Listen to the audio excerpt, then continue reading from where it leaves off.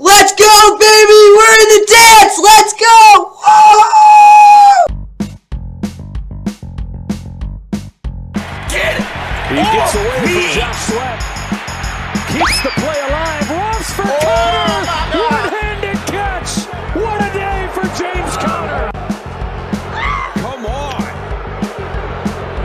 The ball hits the ground, and Kansas City is going to take the AFC West for an 8th consecutive year. Good snap.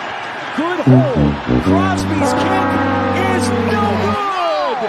We suck again! And the Rams are going to survive the trip to East Rutherford. Timeouts. Here's Harris, picks up a first down, and that will do it. The exclamation point. Around, lets it develop, heaves one for the end zone. It is intercepted, and that's the game. The Cardinals come to Philadelphia and knock off the Eagles. Jonathan Gannon in his return to Philly pulls off a massive.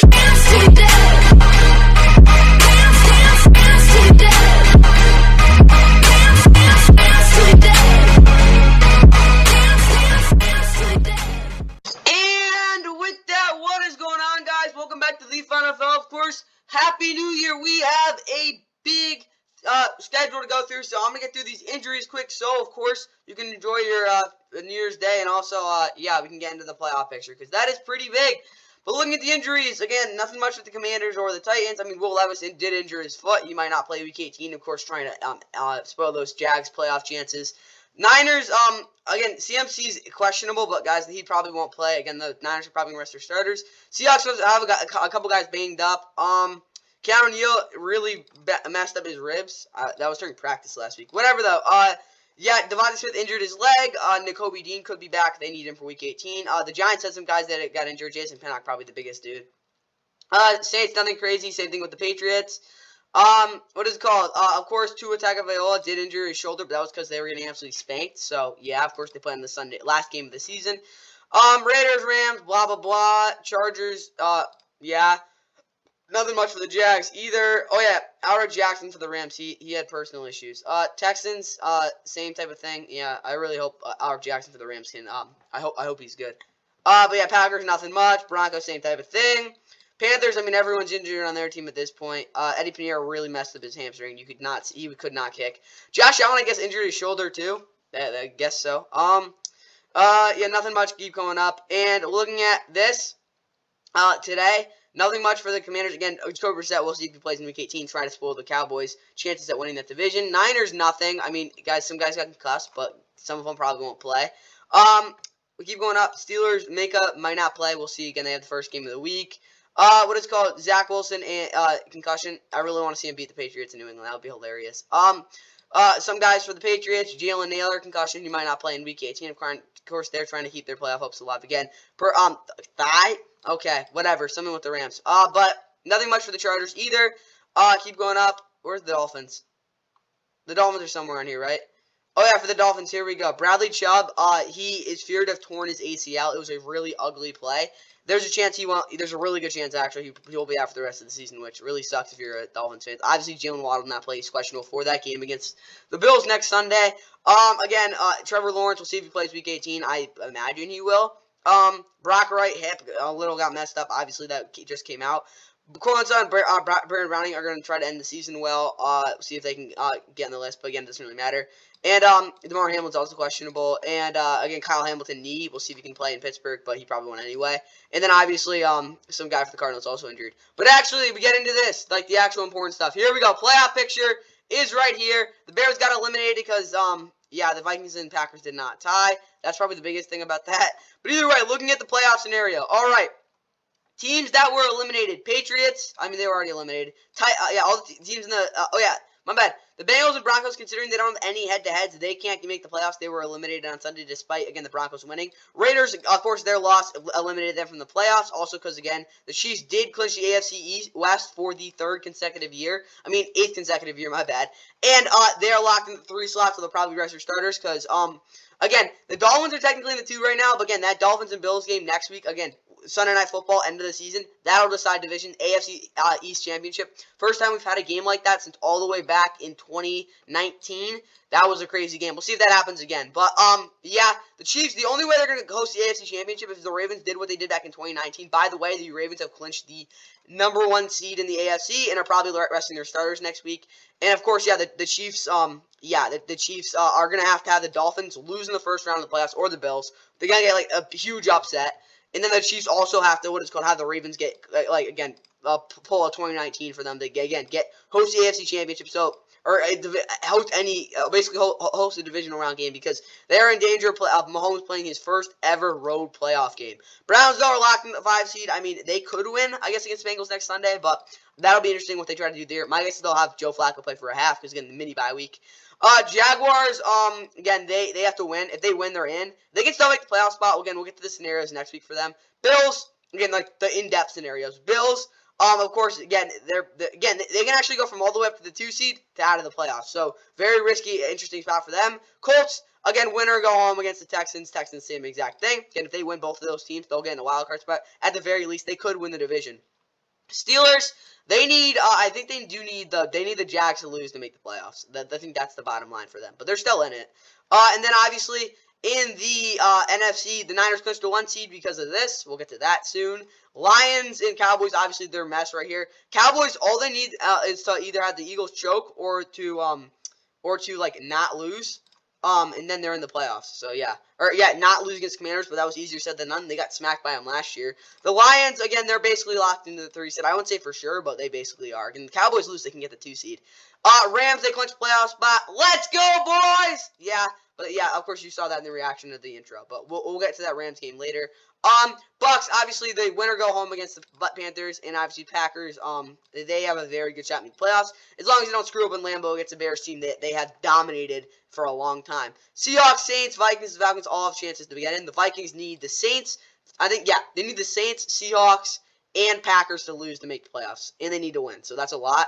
Saints and Seahawks, again, they both need the Packers to lose. The Saints can actually still win the division. Same thing with the Falcons. The Falcons and Saints are again, forget about the wild card for those teams. Again, they're just trying to get in the playoffs. But basically, the Vikings and Seahawks need the Packers to lose to make the playoffs. And then obviously these teams are eliminated. The only team in the NFC that wasn't already eliminated was the Bears. They needed this game, the Vikings and Packers, to tie. That obviously did not happen. Dang it, we're going to have to play next week. Yeah, the Rams are going to have to play next week. But with all that said, that is all I got for the housekeeping for this. Obviously, that's your playoff picture going into Week 18.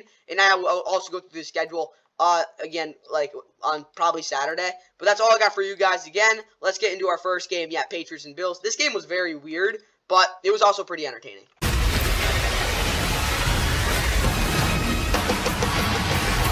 From Orchard Park, New York, CBS Sports presents the National Football League. Rager up the middle, blocked by Slater, gets by the kicker, he's gonna go!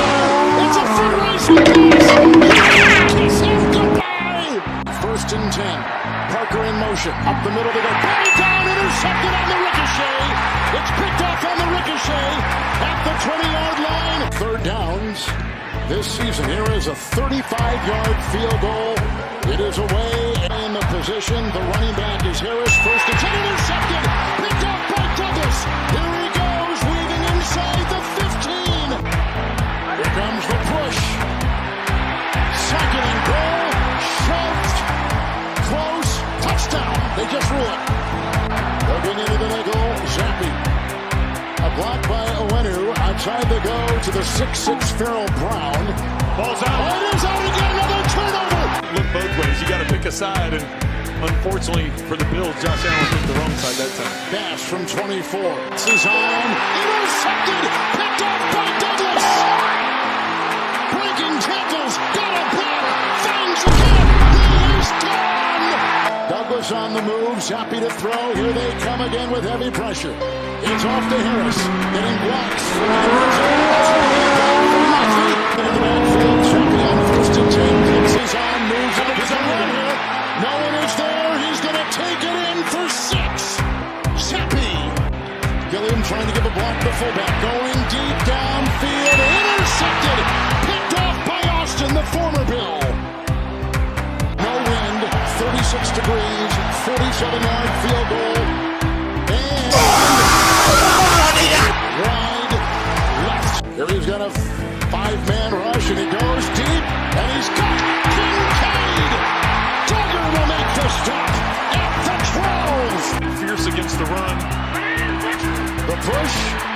And second down and goal. Josh Allen has his second touchdown today. 31 in scoring. Zappi, 1st and 10. Going deep and caught. What a grab made. Rager cuts off to Douglas. Gets a block from his center. Andrews getting a block downfield from Stroh. Look at him dance and dodge and run. And 1st and goal from the 6. Elliott. He'll dive and drive and score. Ezekiel Elliott, 6-yard touchdown run. All right, and the Bills avoid the upset with a 27-21 victory over the New England Patriots, and also avoid the sweep too. Patriots fall to 4-12. I think they have the second pick now. I think they do. I don't know for sure though. We'll get to the Bears too, but yeah, no, Patriots had 3rd pick. They're not getting Caleb Williams. He'll go to the private commanders unless the Bears trade their pick. That would be hilarious. Imagine if the Bears trade their pick to, like, to the Giants or Raiders and like they get Giants or Raiders, yeah, or even like the Titans. No, not the Titans. Well, like imagine if the Falcons get Caleb Williams. That would be nuts. That would be crazy. But yeah, that's for another day. Definitely toward draft season. But Patriots do have the 3rd pick, and I won't say almost are guaranteed, but they should at least get a top 3 quarterback in the draft. With that loss, of course, we'll get to the Cardinals later. But they're, of course, fall 4-12, and they've got a tank bowl against the Jets next week. And, of course, we'll see if that does determine if they either snap the streak or they want to keep their quarterback. Bill Belichick's going to have to win the game, though. Bills, obviously, though, 4th straight win. It was not anywhere near a good offensive performance, but they did get it done. Looking at it, though, Bailey Zappi threw 3 picks. He was bad. He had a pick 6. He had 2 really bad other interceptions, too. He basically was read by a book by the Buffalo secondary. The running game was trash. I mean, Bailey Zappi did have like a 16, 17-yard touchdown run. Receiving-wise, Kevin Harris had one really nice screen. Outside of that, though, Jalen Reagor had a really nice catch downfield. But, again, outside of that, this offense really didn't get anything going. Devontae Parker seemed like their number 1 receiver, and that just doesn't really work out for you guys. Defensively, Kyle Duggar was bad in coverage, but he still had 10 tackles. Juwan Bentley was pretty good with 7 tackles, really good at what is called making open field tackles in those big gaps that this offensive line did indeed defensive line did indeed give up, because again, they usually get out leverage. Lawrence Guy Sr. was good against the run though, 5 tackles. Christian Barmore 6 tackles. Extend him. Jonathan Devine also had 10 tackles. DJ White Jr. 4 tackles and a sack. He's kind of fallen off, but he's been okay. And obviously, Alex Austin had that really nice interception. Chad Allen misses 1 field goal attempt. For the Bills, though, yeah, Josh Allen, he was really inaccurate. He did have his best throw of the day was that 51-yarder to Dalton Kincaid, who, of course, was their leading receiver. Stephon Diggs struggled, too. James Cook, again, not very good average, but they did the offensive line, I think, did do a decent job. Josh obviously did run for 2 touchdowns. Ty Johnson also 5 for 22. Was their best, probably, like, average runner overall. But, yeah, again, offensively, it was a really rough day. It didn't look good at all, like, early at all. But at least I'll say this, they still won. Defensively, yeah, Rasul Douglas might be the AFC Defensive Player of the Week with 2 tackles, a pick 6, and another interception. He was crazy. Getting him was like this team would. There's no hope if they didn't have him. I'll put it like that. Rasul Douglas is a true number 1 corner. He's gone to a different level on the Bills. Like it's crazy. He's like leading this defense. Terrell Bernard did have 10 tackles, 2 sacks, really good as a blitzer. You might want to even put him, what is it called, up front, because, I mean, he's obviously not even close to as good as Micah Parsons, but he definitely has the same mentality. And some of the moves he's showing are really cool. Obviously, Jordan Poyer had 10 tackles. He was really good against the run. Didn't do too much against what is called in coverage. Micah Hyde did look good, 3 tackles. Ed Oliver had a sack, pick, and 2 tackles. Not exactly expecting that from him. He's been unbelievable the past 2 weeks. Obviously, Teron Johnson had 4 tackles, as well as Christian Benford. So, yeah, the whole secondary played pretty well. For the team stats, though, obviously the Bills had 281 yards. Again, neither one of these teams was really good at all offensively. Again, really ugly 4 turnovers for the Patriots. Again, when you start the game with 6 drives, where you have 4 turnovers and, what is it called? Yeah, 4 turnovers and I think, what was it, like 2? It wasn't punts. They didn't punt on 2 of them, did they? Yeah, when you start the game with 4 turnovers, it's really hard to win the game. Obviously, they did have the 94-yard kick return, something like that. Again, they started the game with 4 turnovers out of their 6 drives. I think it was like 2 punts or something like that. It was rough. But when you do that, you're not going to win the game. Simple as that. Yeah, the Bills, I guess, kind of hung in there. Time for the keys to the game grades. And what I wanted to see from New England offensively was Zappe consistently getting to his third read over the middle. No, definitely not. On third down, he just got sacked, so that wasn't good. Zeke, he did get some touches. Again, he had that one touchdown, but it definitely was not his best performance of the year. Demario Douglas, he had one nice play where he juked out the whole defense, but again, this offense had no one really step up at all. Again, on the offensive line, I actually think they did a decent job. Zappe obviously did not handle any pressure. He got well at all. Again, when you turn over the ball 4 times on like 6 drives, it's hard to win football games. And obviously, they only scored like 14 points overall. Offensively, it was a rough game. I'll give them 5 minuses. Defensively, though, Jonathan Jones, 5+ snaps, winning in man. Maybe he might have. I don't think he did that well in man, though. I think he was much better in zone. Don't let Josh extend to his right. Yep, nope, he didn't torch you either. And they did not give up over 30. Again, they weren't, great. They did hold them under 300 yards, and it wasn't like this Bills offense was, like, doing anything special, so I guess I'll probably give them, I don't know.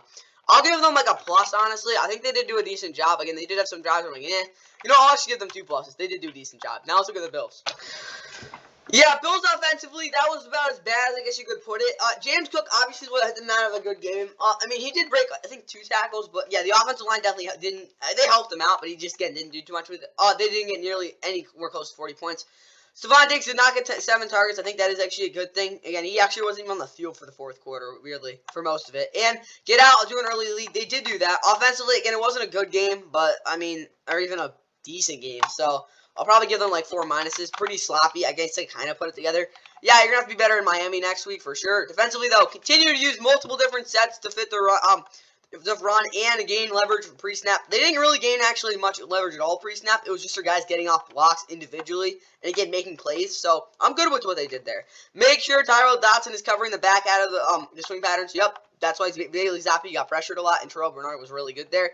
And no long drives allowed. I think they only had 2 they gave up. So I think one of them didn't even amount to anything. The other one did, though. So, again, watch for that next week against that Miami offense. But, again, we really don't know what to expect there. But Bills defense, obviously, you got to be just as good as you were this week. Next week, and maybe a pick 6 would really help out. And, again, you guys are playing for the division and even probably your playoff lives. So, I'll probably give you 6 pluses. That was a really solid performance. Yeah, just be a little more careful on some of those, what is it called, stunts next week. But with all that said, time for the Raiders and Colts. New Year's Eve in Indianapolis, and Colts fans hoping to start the party early. They go for it quickly here on 3rd down. Minshew escapes the pocket, throws. He's got Downs in Vegas territory. Josh Downs still going. Taylor on 1st and goal, trying the left side, and Taylor walks it in. 5th consecutive game.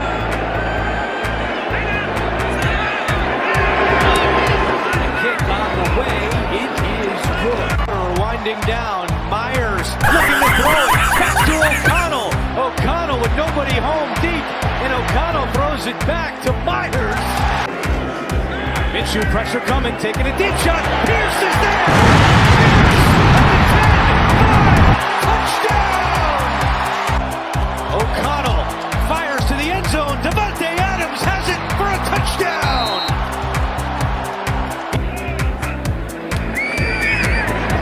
Kick is good. The kick is good. On the play clock, 4th and 10. O'Connell throws, and he's got Tucker for a 1st down. You can throttle down once you see Kate, because you know the ball can't go over your head. 33 yards to make it a 2-score game with Gay again, this time from 45 yards away. Kick is up on the way, and this one is good. Zamir White. 4th and goal. O'Connell throwing for Adams. And did he have it going to the ground? Touchdown! For the Indianapolis Colts to get it. Here we go. Onside kick to the left. It's loose. Still free, and the Colts have it. All right, and the Colts proved me wrong. Yeah, this is the exact same score, but reverse the other way from 2021. Yeah, the Colts knock off the Raiders 23-20 to put themselves in a win and get in spot against the Texans next week. That game will be on Saturday night and will probably be a doozy. Again, they do win 23-20. Raiders fall to 7-9, And yeah, that's been their season. I mean, like, again, you can't really discredit Antonio Pierce. He should be their head coach next season, but obviously you could definitely see in this game the Raiders were I would say much less talented team, but definitely the less talented team. They got a meaningless game against the Broncos next week, but it isn't a tank bowl, so I guess that's good. Colts, yeah, they're 9-7 again. Win or get in situation next week, and probably win or go home, one of the two. Obviously though, the Colts, the last time they had a chance of doing that, win or go home, win and get in was back in 2021, and the Jags took it to them, but at least they're home this time. But with that said, Aiden O'Connell, 30 of 47, 299, 2 touchdowns. The stats do look good, but on third down, he just wasn't good enough. That's just the simple truth about it. Like, he had some downs, bro. If you had a guy who could just really just rip it in there, they would have completed some of those first downs. I think it really, again, took the margin of error off this offense. But again, he did do a good job completing the underneath passes and was very efficient on some of those. Running game was complete crap. The Colts did a great job up there. DeForest Buckner, Grover Stewart were just unbelievable there. Like, and no one could move them. Devontae Adams, 13 for 126, 2 touchdowns. He had a big bounce back game after a couple down weeks. Jacoby Myers, again, wasn't anything crazy, but he was still somewhat productive. 6 catches, 56 yards. Trey Tucker is a smaller and slower version of Henry Ruggs, but at least he doesn't get into car accidents. And after that, I mean, these other guys are just there. Defensively, though, John Jenkins was, I guess, decent, 7 tackles. I didn't really see him do too much, though. Robert Spillane was good, 6 tackles. He also had some nice pass breakups. Nate Hobbs, again, he had some rough snaps against what is called Alec Pierce, but he had a decent job in zone, 8 tackles. Max Crosby struggled to get any pressure. He did have 6 tackles in total, though. Just again, that pin pull swim move just wasn't working, and that's his go-to move when he's struggling. I would say struggling, but just not getting things going, and yeah, he just didn't have that this week. And outside of that, I mean, Adam Butler had their only sack. Defensively, they ran the ball on them pretty good, and also, again, just the linebackers were put in some big situation to take on blocks. And obviously, when they got to control a gap, get to a runner, and also make sure, again, they can fit it and get in the right spot. It's really hard to do all those things with all that motion too. Yeah, the Raiders defense just had a lot on them today. But yesterday for the Colts though, Gardner Minshew was average, did his thing, I guess, kind of average. 15 of 23, 224 touchdown. Obviously, that was a bomb to Alec Pierce for that 1 touchdown. The running game was great. They all ran the ball good. Obviously, what is called Jonathan Taylor, 21-96 in the touchdown. Outside of that, Josh Downs had a nice catch on the first drive. Will Malroy had a nice catch, but outside of that, again, no one really had that crazy of a game in the receiving game. Again, Alec Pierce did have the 50-yard touchdown. Defensively, EJ Speed, really good in support, 12 tackles. Tyler Franklin had 10 to gain the first crack. Nick Cross also had 9. Julius Brents had a really nice tackle for a loss, solo tackle. Ronnie Harrison also 5 tackles. He's basically their bona fide cover the tight end and don't ask questions type of dude. Getting DeForest Buckner on a sack, he was great. Big bounce back for him. Grover Stewart was also pretty good. A sack from Tyquan Lewis too. Yeah, defensively they were pretty good. Oh wait, did Matt Hayden hit 3 field goals? All right, for team stats though. Obviously, both teams had over 350 yards of offense. It wasn't like neither team had trouble moving the football. Again, the Colts just, again, had a better running game.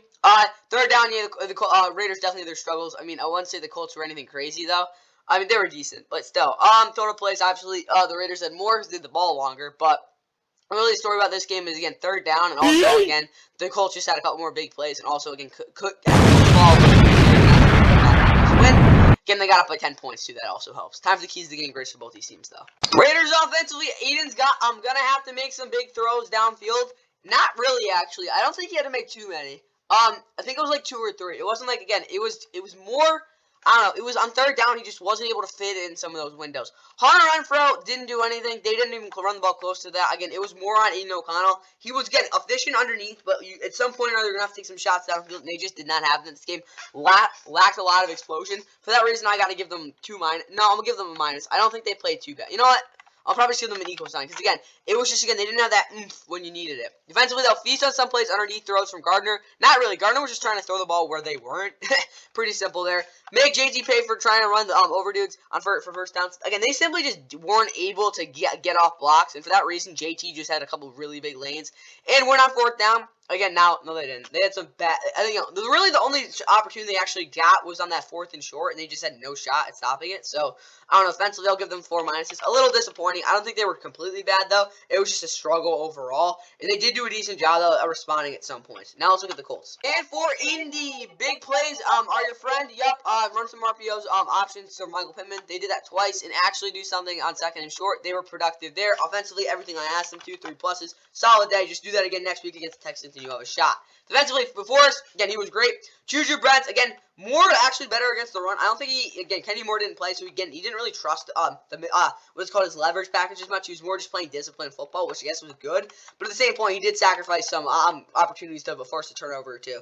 And yeah, 6+ negative runs on first down. I think they only had 3, but the defense was on point this game, 4 pluses. Again, they did miss a couple tackles, but I don't think that's the end of the world for them. That's all I got for this game. Yeah, here was a disaster. Panthers and Jags. Jesus. Mean that Pinheiro won't kick field goals, and specifically short kicks, so we'll just have to see how they handle this. It is a short kick as expected from field goal. Here's Brandon McManus, who started the year signaling out to his wide receiver. Where does he go here? That's the direction he throws. That pass batted in the air and deflected out of bounds. Young comes near side, wide open. It's Phelan. Jaguars showing the edge blitz. Here they come. Young buried. We'll attempt a 26-yard chip shot. Operation is sound. Mobility of Lawrence, but that's where they've been effective. Beathard puts him air under it, wide open. This comes on for the field goal. Here it's good. Here to ETN. This is going to be a first down and more. ETN off and running. Breaking a tackle. ETN touchdown. Does he land? Beathard trying to buy some time. Look at Beathard showing the wheels. Who said he can't run? Defense has been able to step up and force field goals. McManus, 3 of 3 entering this kick, and it's been targeting John. What the hell?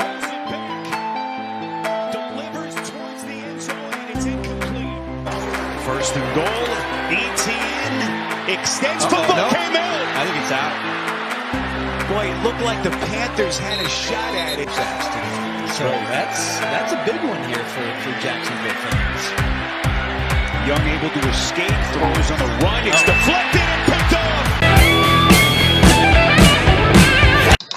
And the Jaguars bounce back in a big way, knocking off the worst team in the league. Yeah, you can officially call them that. The Carolina Panthers, 26-0. And yeah, you're a Panthers fan, yeah, just got absolutely worse for you. Because after a week where you were very competitive against Packers and probably should have beaten them, you get shut out on the road against the Jaguars. David Tepper throws his drink. Yeah, the new dance center of the NFL. At a Jaguars fan, what the hell was that? But yeah, they clinched the worst record in the league. Of course, they don't have their #1 pick, but at least they had the first pick of the second round. No, that means nothing. But still, I mean, maybe it does. But yeah, Bears have the #1 pick, and we'll probably trade it. Maybe back to them, that would be pretty funny. But the Jaguars, obviously, 9-7. They have a win-or-go-home game next week. Basically, I'm not going to say no, because, again, they can still technically get in. But, yeah, just win the division again against the Titans next week. I think they're on the road. But, yeah, of course, what is it called? In this game, Panthers also can spoil the Bucs season. Will they? Probably not, though. Bryce Young had his worst game of the year, 19-32, 112 interception. He was... I don't even know how bad under pressure. It was really bad. The interception was pretty bad, too. The running game was trash. The receivers sucked.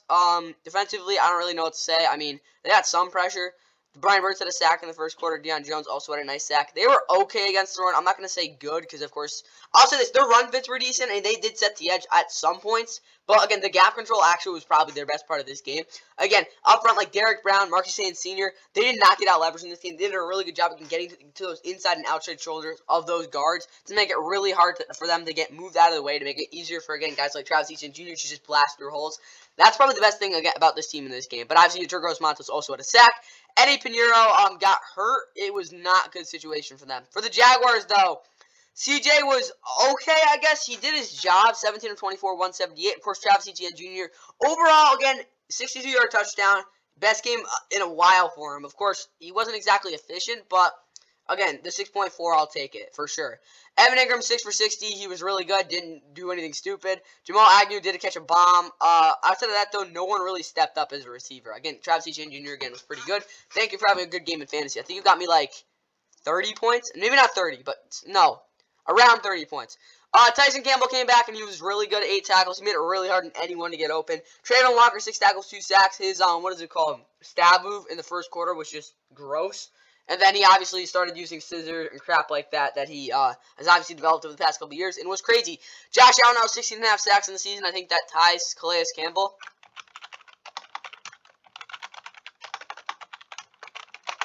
I think that was it. I want to see how many sacks he has this year, though. I know he has, like, yeah, he has 5.5 this year. He had 14.5. All right.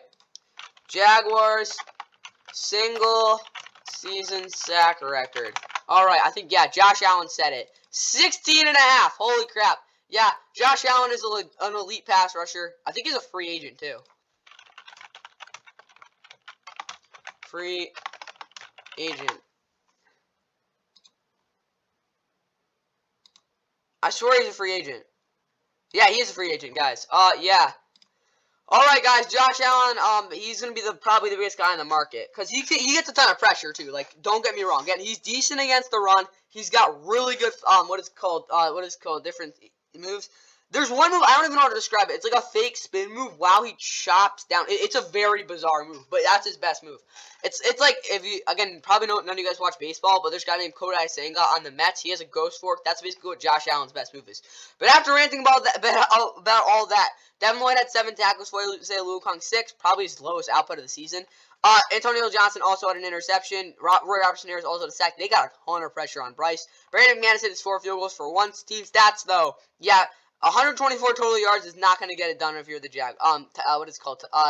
Panthers. Again, the Jags had the ball for most of the game. They were decent on third down. The Panthers were terrible. Yeah, it was about as lopsided as you could get in most of the categories, even though, again, the Jags offense didn't really have to do too much. Time for the keys to game grids, though. All right, for the Panthers, booster seed Bryce Young's boost to give the Jags a 5th straight loss. No, Chuba wasn't even close to that. Offensively for the Panthers, it was almost as bad as you could get. I'll give them 9 minuses. I'll say this, though. Again, they had one drive where they looked somewhat competent, and the offensive line did not suck. So I guess that's good. Defensively, J.C. Horn was nowhere to be seen. 8 tackles from Frankie. I mean, I guess that's good for him. I don't know how many % of the snaps given man because those stats just haven't came out yet. So we'll see. Again, I'm not gonna start to freaking break those down. Actually, last time I did that took like 4 hours. So I'm just not going to get into that. But 8 tackles from Frankie Louvu. He probably only had 3, I think. It was not many. Brian Burns did do something, but just not to change the game late because it was already over. Panthers defense, I think, actually did a decent job. But again, quarterback, 26 points. Not ideal. I'll give them 2 minuses. Again, they did an okay job, but it's just, again, wasn't really anything world-beating by any means. And again, with the offense struggling as much as they did, you got to do something bigger than that. Time for the Jags. And for Duval, 15 plus points in the first half. Did they? They probably did. Trevor, yeah, whatever. They didn't turn over the football. Travis Etienne, yep. Again, pretty good day. I'll give them 3 pluses. Again, it wasn't anything crazy. It got the job done. Defensively, though, corners were okay. I don't think they were great. I mean, yeah, I get what it's called. Tyson Campbell was pretty good, but Darius Williams wasn't really physical at all. Trey Herndon gave up a couple catches, but I don't know. Their corners were decent, I guess, as a whole. Foyesei Oluokun, again, didn't do too much, but didn't really have to. They did get 6 sacks. Defensively, though, again, getting a shutout in any game, giving under 130 yards is pretty freaking ridiculous. So, I don't think it was good as that Browns game against the Cardinals. But then again, is that Panthers offense that as bad as they are? I don't know. So, I'll probably give them 8 pluses. That is not the best defensive performance of the year I've seen, but it's pretty close. That's all I got for the Jags, guys. Let's get into our next game, Falcons and Bears. Oh yeah, Arthur Smith, you're out the door, bro. Yeah, on that next Tuesday, yeah, like a week from now, you bet I'm gonna be talking about his tenure there, cause yeah, he's getting canned.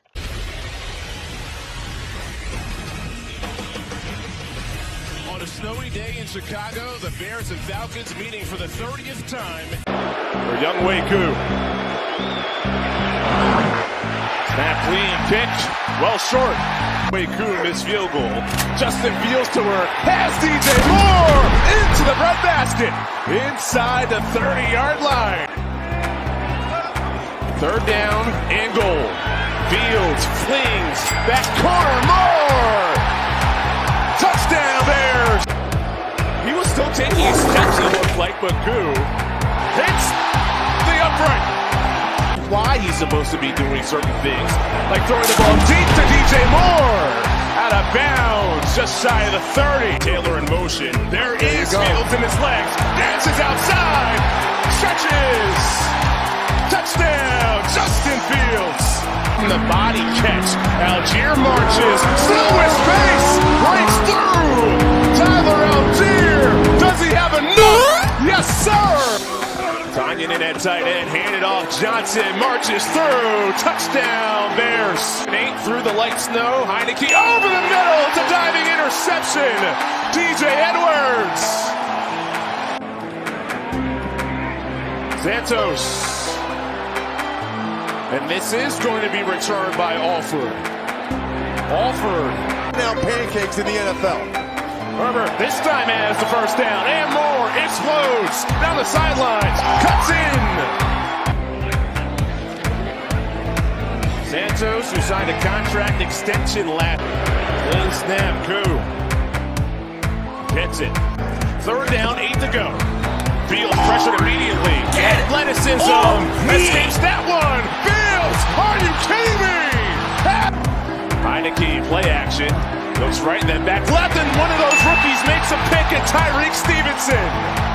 Lead 3 possessions, this from 42. And Santos is perfect for. Heineke has time. Escape valve left, being chased from behind, has the first down. And more. Heineke zooms all the way.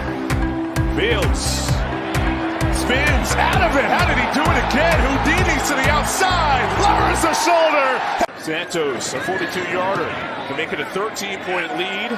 He does. Heineke with the lip spins away, throws across the body. It's intercepted by Kyler Gordon. Komet is in at tight end. Hand off to Herbert. Finishes it off with a touchdown. Now, that's part of the reason why I'm a fan personally of the extended playoff field. Intercepted again. Tyreek Stevenson. Alright, the Bears have their best all-around game of the season with a 37-17 blowout win over the Atlanta Falcons. Technically not really knocking them out of playoff contention.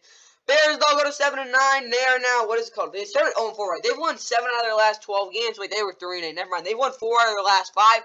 And they are looking really good, again, going into the offseason. Of course, still in playoff contention. I don't know how the hell they were going into week 17. But obviously, with the Packers and Vikings not tying, they are not going to make the playoffs this year. But, like, no one really expected them to. I mean, if you were, you're kind of crazy. But, yeah, of course, they got a game against the Packers next week in Lambeau. They win that game. That would be a very good cap at the end of the season. Because, again, they're already guaranteed the #1 pick, which they can trade to get more stuff. Again, though, they might want Caleb Williams, obviously. But Justin Fields looked unbelievable in this. I mean, not unbelievable. He looked really good, though. Falcons 7-8 and 9 now. Obviously, Arthur Smith will be canned. This team is just a complete mess. And, yeah, let's get right into it. Again, they could actually still make the playoffs somehow. But, Taylor Heineke was trash. He had some nice, again, he did throw the ball downfield and connected on some of those throws. But more often than not, it was either intercepted or a duck. Dallas Ritter was trash when he came in, too.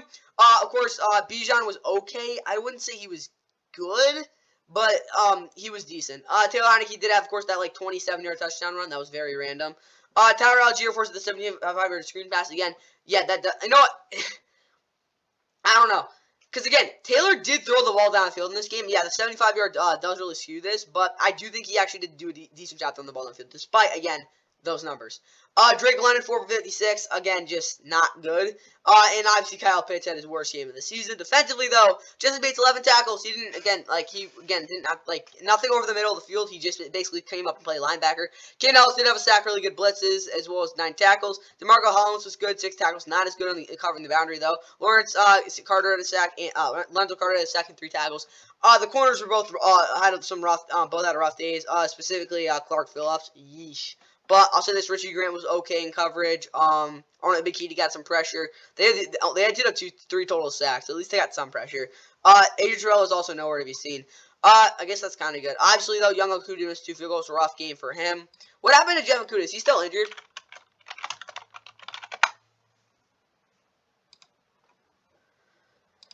Did he play? No, he didn't. He got hurt. Yep, that's what I thought. All right, back into it, though. With the Bears, Justin Fields, again, was pretty good. I would say he was really good. 20 of 32, 268 touchdown. Really good throwing the ball downfield. Didn't miss much at all. Again, had a couple plays where his coverage breakdown. Obviously, had some ridiculous runs, too. 18 for 124, touchdown from Khalil Herbert. Of course, had some really long runs. I mean, not really long, 40-plus, though. Justin Fields, 11-45. Of course, the touchdown, very good at improvising. Roshan Johnson, 3 yards per carry, 21 yards and a touchdown. So, not particularly efficient, but he was okay. DJ Moore, 9 for 159 and a touchdown. So, I guess that's really good. Outside of that, though, no one really did much. It was, again, the DJ Moore show. Meanwhile, with this defense, 2 picks from Tyreek Stevenson. He's blossomed into a very solid corner. Tremaine Edmonds, 5 tackles. A pick from Kyler Gordon as well in the slot. He's been nasty this year. Gervon Dexter Sr., the rookie, at 1.5 sacks. I really want to see, what is it called? Pickens, where is he? Zach Pickens. He's got to step up, bro. Next week. That's your week. TJ Edwards also, again, they picked off the quarterbacks 4 combined times. Marcus Walker also forced half a sack. Carlos Santos did miss a field goal, but whatever. Team stats, obviously the Bears had over 400 yards. They forced 4 turnovers.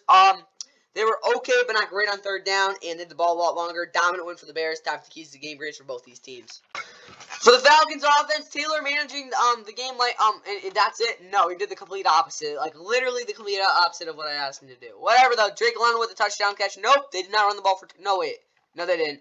And 20 plus points with 3 team touchdowns. They did score 2 team touchdowns, which I guess is good, but that's still not 3. That's still not 20 points. And they turned over the ball a lot, and they sucked. So, maybe they didn't suck. They just weren't good. 5 minuses. Defensively, though, Contain Justin, nope. They struggled with that. Caden was okay. Honestly, they just put him out. They just threw him out there sometimes, though. David Onyemata couldn't get off blocks in the first quarter. Second quarter got a little better. Then used some bull rushes in the third. There was basically just the timetable there, so I guess he was okay. Didn't have 10 tackles, though. Ebiketie, I don't think he used the speed chop moves well at all. I think it was like, let me just try to run through guys, or just like I don't know what I'm doing. That is what it really looked like. It was kind of a mess there, just a mosh of crap. And that just doesn't really work, because it's not art. So, I mean, it is an art, but it's not art, like artwork. Whatever, though. Falcons defense, they were trash. 7 minuses. Nothing good happened there. But Bears defense, or offense, actually. Yeah, but this Bears offense, Roshan Johnson did not get 30 carries, but at least they gave him the football. DJ, again, it was really good. I think he might be at 1,300 yards now. Justin going through his reads without having to drop his eyes. One time the whole game he did that. So he was really good there. Even when he was running, when his back turned, he was still looking downfield. Even though that's impossible. Yeah, offensively, though, I'll give them 6 pluses. Again, they didn't have, like, a perfect game by any means. They did have some errors here and there. Like, offensive line-wise, it was definitely a little of a roller coaster, but the bottom line is, guys, they scored 37 points. Defensively, Jalen Johnson actually didn't have to do really anything at all. Probably was like sitting in a vacation chair, preferably in the Bahamas because it was really snowing there. Aggressive exotic blitzes whenever you feel like it, because who cares? That was really me just ranting, but who cares there, I guess. Montes obviously did not have 6 pressures. I think he only had 4. He wasn't exactly great in this game. Like, he didn't really have any sort of power moves. Like, again, get the who was that? I think it was Cale McGarry kicking back. So that was probably the one thing I had to say about him. But Bears defensively, again, they were pretty good for us. 4 turnovers. Secondary was lethal. 4 pluses. That's all I got for the Bears.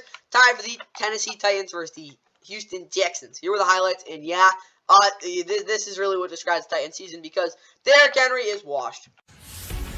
Rookie quarterback sensation C.J. Stroud is back, and just in time to help the resurgent Texans push toward the playoffs. Had a terrific season interrupted by an injury, but he's back healthy and gives the playoff hopeful Texans. Now Nico Collins heading to it.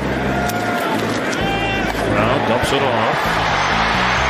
Brevin Jordan, he's in. He is playing today because of injury.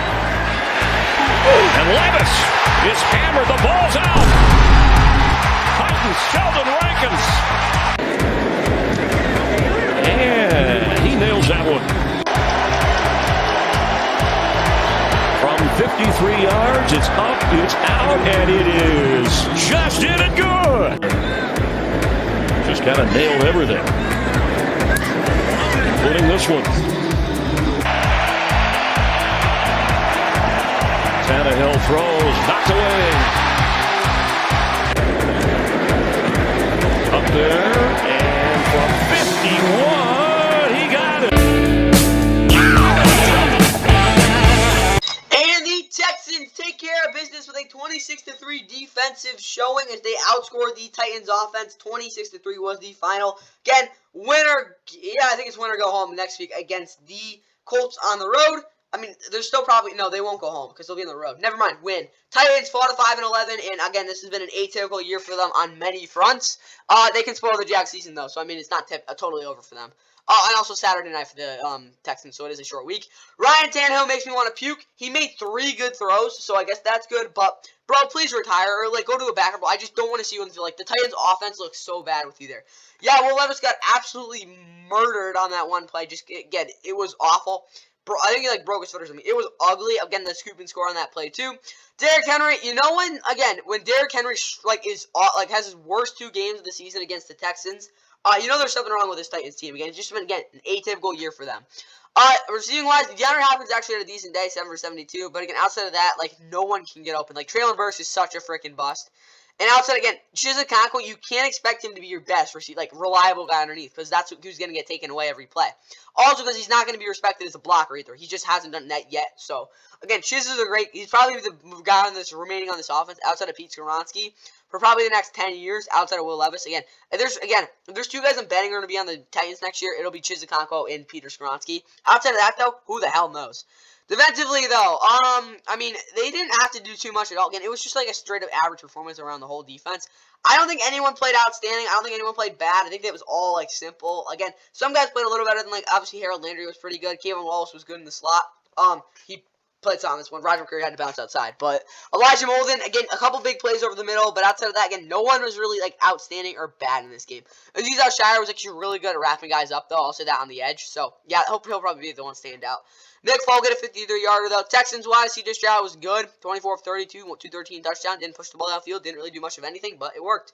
Obviously, running game wasn't anything crazy. Devin Singletary had a couple long runs. Nico was a number 1, 7 for 80. Of course, Robert Woods some big plays in the first half. Reverend Jordan did a touchdown catch. Yeah, I don't want to talk about this offense much longer. They did their thing. Satisfactory, whatever. Meanwhile, of this defense, again, they were really good, I guess. Will Anderson Jr. was awesome. Not as good as the guy we'll get to, in a minute. Yeah, probably. But Sean Rankins, 2 tackles and a sack. Kurt Hinish did have a sack. Derek Burnett had 1.5 sacks, again, first-round pick, back in 2017. But Jalen Patry, the whole secondary was great, too. I think that's actually very underlining about this defense. Yeah, their tackling was pretty crap, but just straight-up coverage, again, no one was getting off them. I think they probably, on average, gave up half a yard of separation in man. In zone, it was a little different story, but in man, this defense was really good. So yeah, I like what I saw there. Kyrie Fairbairn also with 4 field goals. Team stats-wise, though, again, Texans were average offensively. Titans sucked. They had the ball longer. Again, the scoop and score. Third down, neither team was good there. Time for the keys of the game grids. And for Tennessee, Will not blowing out his ankle, so he isn't ready for training camp next July. He might have. Derek actually doing something, no. Atypical season for this Titans team. 8 minuses. They weren't as bad as the Panthers, but they were pretty close. No, 7 minuses. Defensively, though, commit the blitzing on third. If Roger is hot in the slot, they did do that.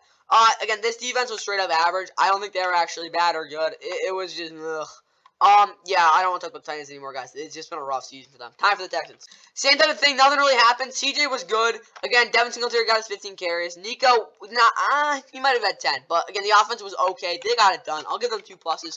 Nothing to complain about. Again, they didn't do anything crazy. I think, again, they're going to have to play a lot better next week. But, again, right now, 2 pluses. Defensively, though, Derek Stingley regaining a little confidence from the past week. Again, they were great in man. The pressure was on. Everyone won. It was a really good performance. Obviously, they didn't give anything to Derrick Henry. They outscored him, too. Best defensive performance of the year. 8 pluses. Time for the Niners and Commanders. And this one exactly as expected. I mean, maybe not exactly, but very close to. Francisco 49ers come all the way across the country to Landover, Maryland, San Francisco, and Washington from FedEx Field. So the Niners can clinch the #1 seed as early as today. Out of Michigan, Jake Moody had a solid season this year. And he just snuck it inside. 2nd and goal. That's a pop pass to Deebo Samuel to the edge. He'll walk home for the touchdown. Good. 47-yarder from Joey Sly is true in Washington. Powell, he's going to take a deep shot. McLaurin gets loose. He's got it against the Amador Lenora. Big gainer for Scary Terry. They cash in here. 1-on-1. Back shoulder. McLaurin. Touchdown Washington. In front of Ambry Thomas. Be a 22-yard chip shot for Jake Moody. Here he is. And Mitchell just walks in for the touchdown, his first of the year. At the 3. Pressure coming from the Niners. Howell delivers in to the other team. It's Charvarius Ward. Another interception. Late pressure coming. Purdy looking for Ayuk. Oh, what a dive by Brock Purdy as Brandon Ayuk snatches it into the red zone of Washington. Four-man rush. Purdy. Nothing downfield. Smith-Williams was chasing. Purdy gets out of there. Looking deep. Back in the end zone. He's got Ayuk for the... Powell. He may have had that throw affected as well. And Diamador Lenore just stepped in, took it away, running it back. He'll be ruled. They'll give it to Mitchell, trying to pound ahead, and credit to this Washington defense. And the Niners take care of business, play 27-10 victory, and that earns them a chance at a 3-week bye for the players, which would be kind of crazy. But yeah, thanks to some shenanigans, they do clinch the #1 seed. Commanders fall to 4-12, and they still have the #3 pick, or actually, yeah, #2 pick, I think. Whatever though, they have a very good shot at getting Drake May or Caleb Williams, which is what they need. Again, they can actually upset the Cowboys next week and still have that pick. But for Brock Purdy, he was bounce back game. Of course, with that ridiculous touchdown where he circus act to Brandon Ayuk, who was very good, 7 for 114 and a touchdown. 22 of 28, though, 230 and 2 touchdowns. Elijah Mitchell again got the bulk of the carries with Christian McCaffrey leaving. I think he had something it wasn't anything crazy, but they actually don't want to overwork him, considering again they have the big playoff game in the divisional round. But yeah, 17 to 80 and a touchdown. Yeah, pretty good day. Debo also had some good runs. Receiving wise, George Kittle was very good as a blocker, not as a receiver though. He did drop a couple passes. Debo with all 537 touchdowns. Nothing crazy, but again, solid game for him. Yeah, Brandon Ayuk continues his incredible season. Defensively though, 10 tackles from Dre Greenlaw. No one outside of that did anything crazy though. Again, Dre Greenlaw was a primary run defender. Logan Ryan was decent too. Again, Fred Warner did his normal stuff in coverage. Diamador Lenore 3 tackles, interception, as well as Travis Ford having a pick and on 4 tackles. Cleveland Farrell had the defense's only sack. Again, they took some guys out early, but again, this defense, again, they were pretty good. Again, bounced back. Jake Moody had his 2 field goals. Commanders, Sam Howell hung in there, I guess, 17 of 28, 169, touchdown, 2 picks. Found his guys, again, was pretty comfortable overall, but again, just didn't, again, some throws, again, just kind of struggled on them. So, really, that's what I got there. Running game, they didn't try to run it because, again, they didn't really have any chance to either. McLaurin was okay, 4 for 61, touchdown. Again, outside of that, no one did anything. Defensively, Cody Barton had 12 tackles. Cameron Curl had 9. I guess this defense was good. I'm not going to lie, I didn't really watch much of this defense, in terms of, really looking at him. I mean, Kendall Flora was good in coverage. I guess that's good. Emmanuel Forbes Jr. No, not Kendall Flora. What am I saying? Oh, yeah, Cameron Curl was. I get them confused a lot. But Emmanuel Forbes was bad. Yeah, it was not a great defensive performance overall. But, again, whatever. Team stats, 400 yards, 225, blah, blah, blah, blah, blah. I think the yards per play and the running game were probably the biggest things in this game for them, though. Get the ball a lot longer, getting 2 picks from Sam Howell. This game went basically as expected, I guess. Ugh, it was bad. Time to use the game grades. And for San Fran, Brock regaining his confidence with a solid day at the office. Absolutely, Debo to get 10 touches. CMC did not blow out his knee, and they did put up basically 30 points. Offensively, everything I expected them to, 4 pluses. Meanwhile, this defense, Nick and Chase both combined 10 pressures, not even close. They weren't even, I think they only got 50% of the snaps. They were not on the field really at all. Diamador Lenore was actually really good, though, and they did not get burned in the third quarter. They didn't get much at all there either. Defensively, again, pretty solid performance. I like, again, them matching the disguises that the, what is called Commanders offense were running with those motions. So, that's probably the best thing I can say about them, but I don't know. This Niners defense did exactly kind of what you expected. I'll give them 3 pluses. Time for the Commanders. Commanders offensively, Jacoby was not 30 for 30 because they didn't play. They did not win either. So, offensively, they hung in there. 4 minuses. Defensively, no, they didn't get completely boat raced. Cameron Curl actually was pretty good overall. I like what I saw there. They were, again, he wasn't as effective against the run as you want, but then again, he was sacrificing that to not give up big plays over the middle. Again, Brock Purdy only had 3 throws there that were considerably successful. So, oh god, that's gonna be a touchdown. Yeah, there he goes. Gone. Oh my god. Wait, never mind, no touchdown. But whatever. Commanders defense. What am I gonna say? Probably 2 minuses. I don't think, again, they were, again, for their expectations and how, again, they did play fundamentally sound up front. So, that's the first time in a while, because, again, they have no talent off the edge. Literally probably the worst edge rushing group in the league by far. So, 2 minuses. It's Cardinals and Eagles. Oh, my God. You blew it, Eagles! Oh, here are the highlights. 2023 coming to a close. Eagles here in Philadelphia. Jalen Hurts against Kyler Murray. The Eagles against the Cardinals. Close to 400 made field goals in his career with his chip shot here. Hey, chill. Good. Enough motion. He swings out. Hurts back to the end zone. It's a touchdown. It's Julio Jones. One-on-one Wilson. Miscommunication and a pick for Brown. And Sidney Brown's got room. Cuts it back. Inside the 40. Now he's upfield. He goes all the way for the Eagles touchdown. During the course of this first half, we have to have points. And they do. Passing stuff. Get back to Julio. Steps up. Throws on the run. It is Julio Jones for his second touchdown. Second and goal. In the flats, it's Carter with the catch. Breaks a tackle and a touchdown. Cardinals finally find the end zone. They're bringing all of them here on third down, and Smith on a deep ball can't hold it in. Marvin Harrison Jr. and bring him here. He gets away from Josh Sweat. Keeps the play alive. Lofts for Carter. One-handed catch. For the corner, there's a flag as Wilson makes the grab. At the 10, getting touchdowns out of it. Hurts scrambles. Hurts has Goddard wide open for the touchdown.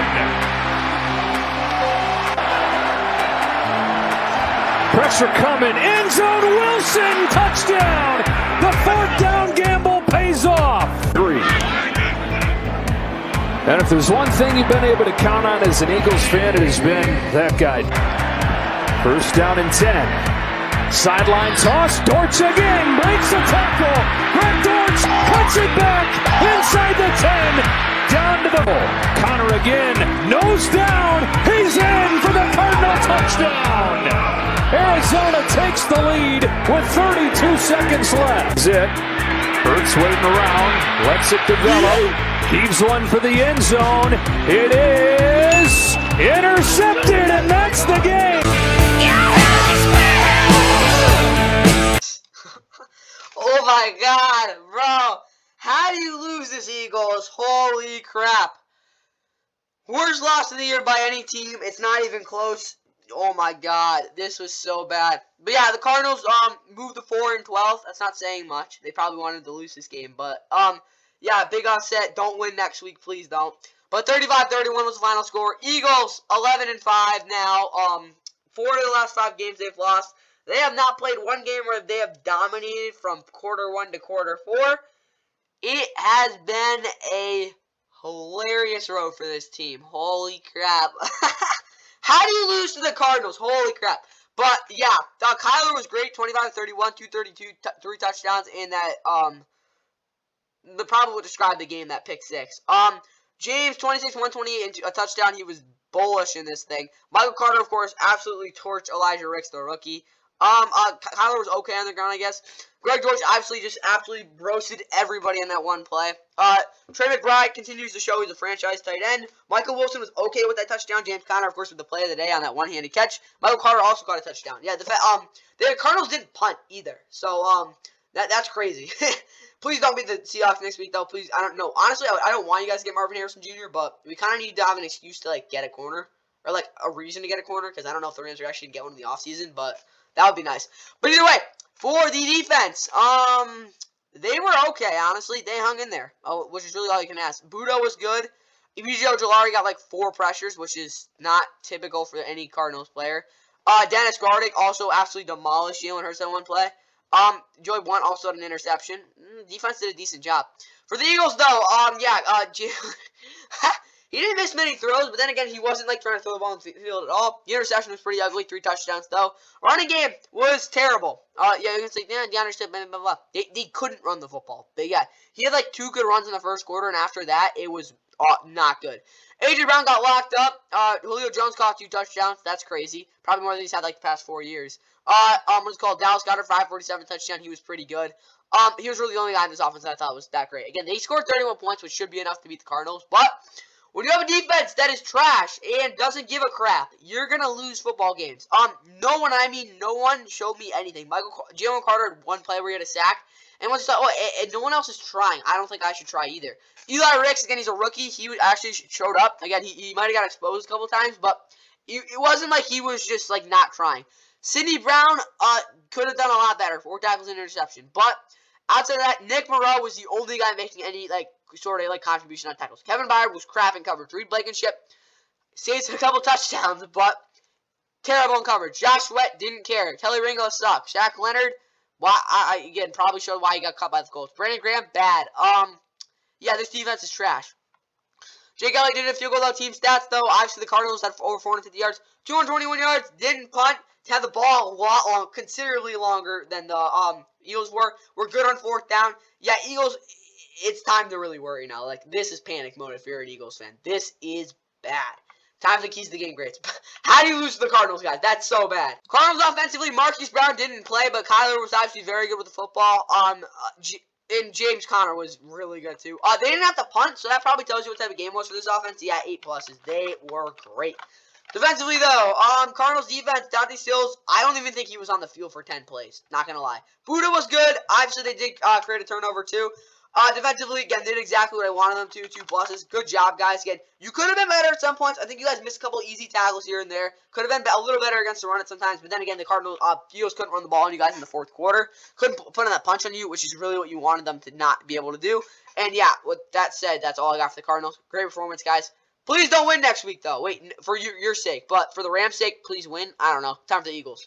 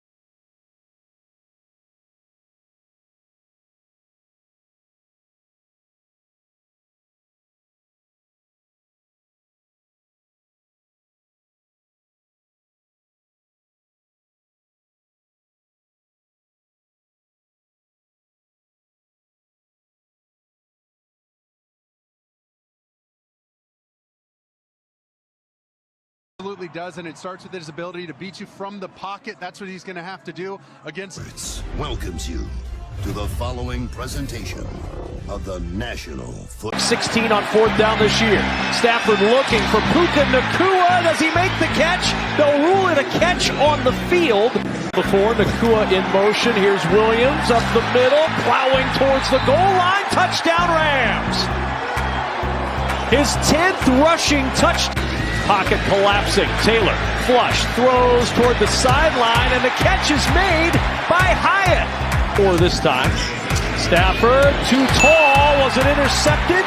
Picked off by Dane Belton. In for the injured Jason Pinnock. End around Robinson. He's got great speed and elusiveness. Robinson all the way down to the goal line. And a fumbled snap. Taylor pouncing on it, but it's a turnover on downs. Stafford sprints out, throws. Cooper Kupp, touchdown Rams.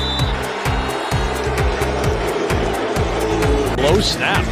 Taylor picks it up, looking down the sideline for a deep shot. It's intercepted. Jordan Fuller. The penalty of play before. So a field goal, maybe need to get a little deeper to get that field goal going. This will help. Robinson fumbles the football. Coughed it up, and the Giants get it back. 1-yard try now for Mason Crosby. Crosby's kick is good, and the Giants for Stafford. There's Puka Nacua, and there's the first down, and he spins free. Nacua down the sideline, trying to find that extra gear. The rookie with the football. And now the handoff to Kyron Williams, and he's got a touchdown. Puka didn't step out, but he's the one who provided the spark. And Everson misses the extra point. Extra pressure. It's picked up. Taylor loading up. Wants to go deep for Slayton. He's got him. Slayton on the run. He'll take it to the house for a Giants touchdown. Had a little time, and it's intercepted. He airmailed it past Robinson, and Dane Belton having a day. 32-yard field goal try for Mason Crosby. Remember, an extra point is 33 yards. He missed from 33 on the Stafford looking. Robinson down the sideline. Big play for the Rams and out of bounds near the 30-yard line. We're in motion. The handoff. Williams burst to speed into the secondary. He's gone for a Rams touchdown. I'm saying 5-0 across the board, one-on-ones. Taylor throws. Caught, but Hyatt went backwards.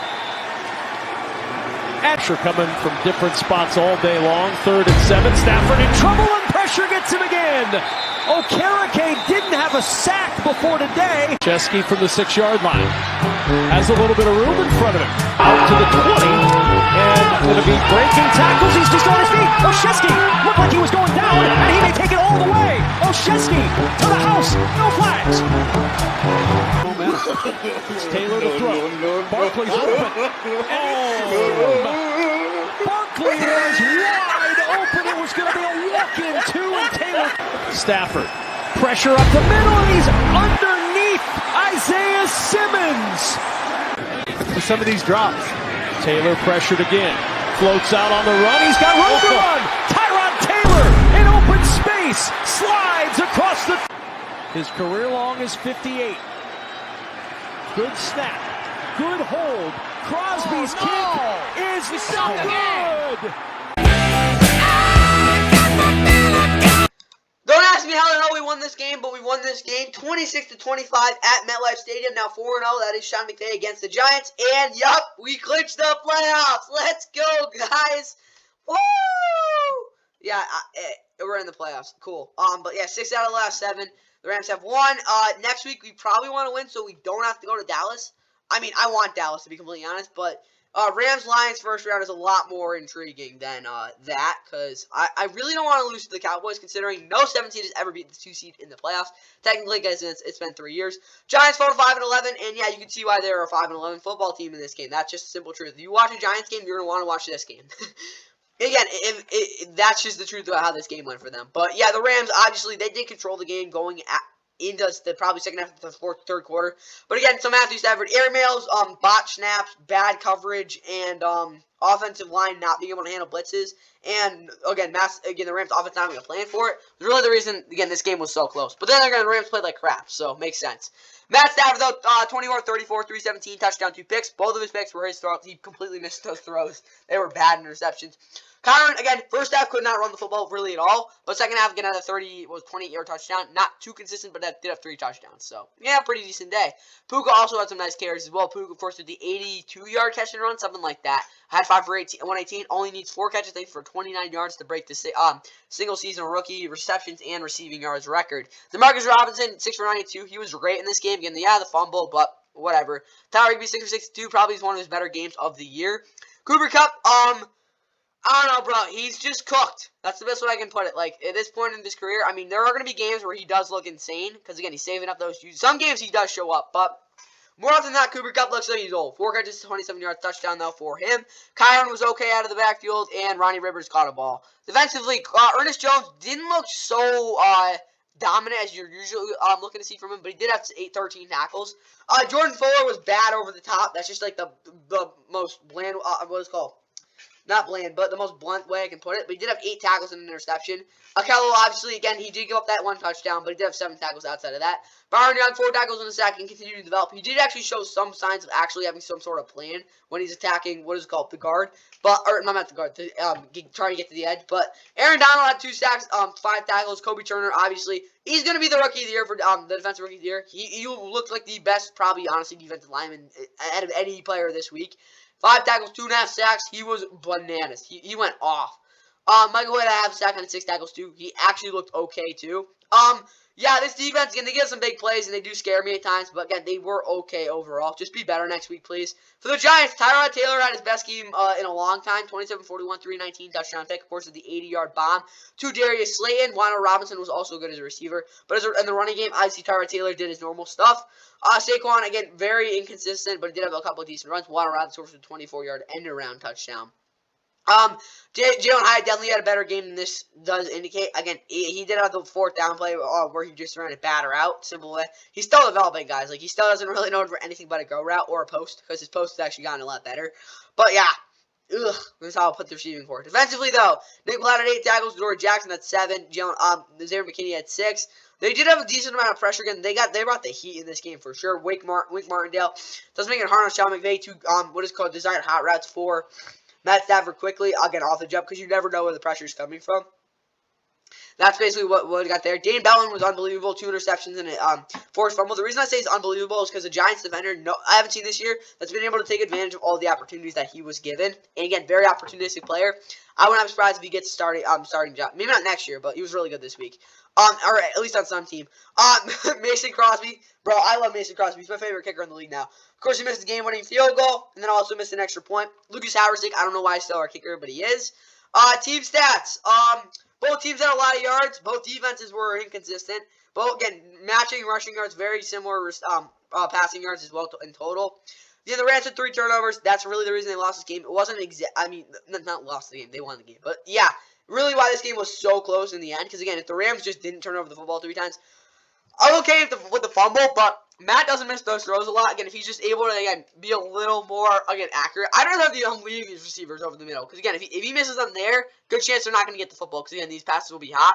Both teams were bad on 3rd down, too. Yeah, it was a pretty even game, to be completely honest, on that side. Again, the Rams brought their, C game. The Giants probably brought their, B game. And it was that type of game. But, again, Rams are in the playoffs. Let's go, guys! And, yeah, the Giants are going to try to play spoiler next week, I guess. Time to keys the game grades, though. Rams offensively, Stafford continuing to take a passive-aggressive approach. Yes. The interceptions were ugly, though. Kyron did not blow out his knee, and they did do a good job at MetLife. But, again, not even close to the same way they have been playing there in the past. It was ugly. Offensively, though, I'll probably give them 2 minuses. They did look off. In the second half, outside of that first drive, they had to open it. They were not good. Simple truth about it. Again, they had the one drive where the touchdown from Kyron, but Matt Stafford was really off in this game, and I did not like how they played. I mean, it was just a complete, again, very sloppy performance. And, again, they can't play like that if they want to win. So, yeah, the Rams' offense did not play well. Meanwhile, defensively, they did pick up Tyrod. Saquon did not take over the game. Akello struggled. With all that said, though, honestly, this defense wasn't totally bad. Again, they did stop the Giants at least 3 times, which, again, isn't anything crazy because, again, it is the Giants' offense. Defensively, I'll probably give them, a -2. They were a little better in the offense despite giving up so many big plays. But, yeah, they did get gifted on those plays, guys. The Rams played like crap, and they still won. Which is how they're going to, honestly, that's the game they needed. Because it wasn't like they were going to play like this every single freaking week. Time for the Giants.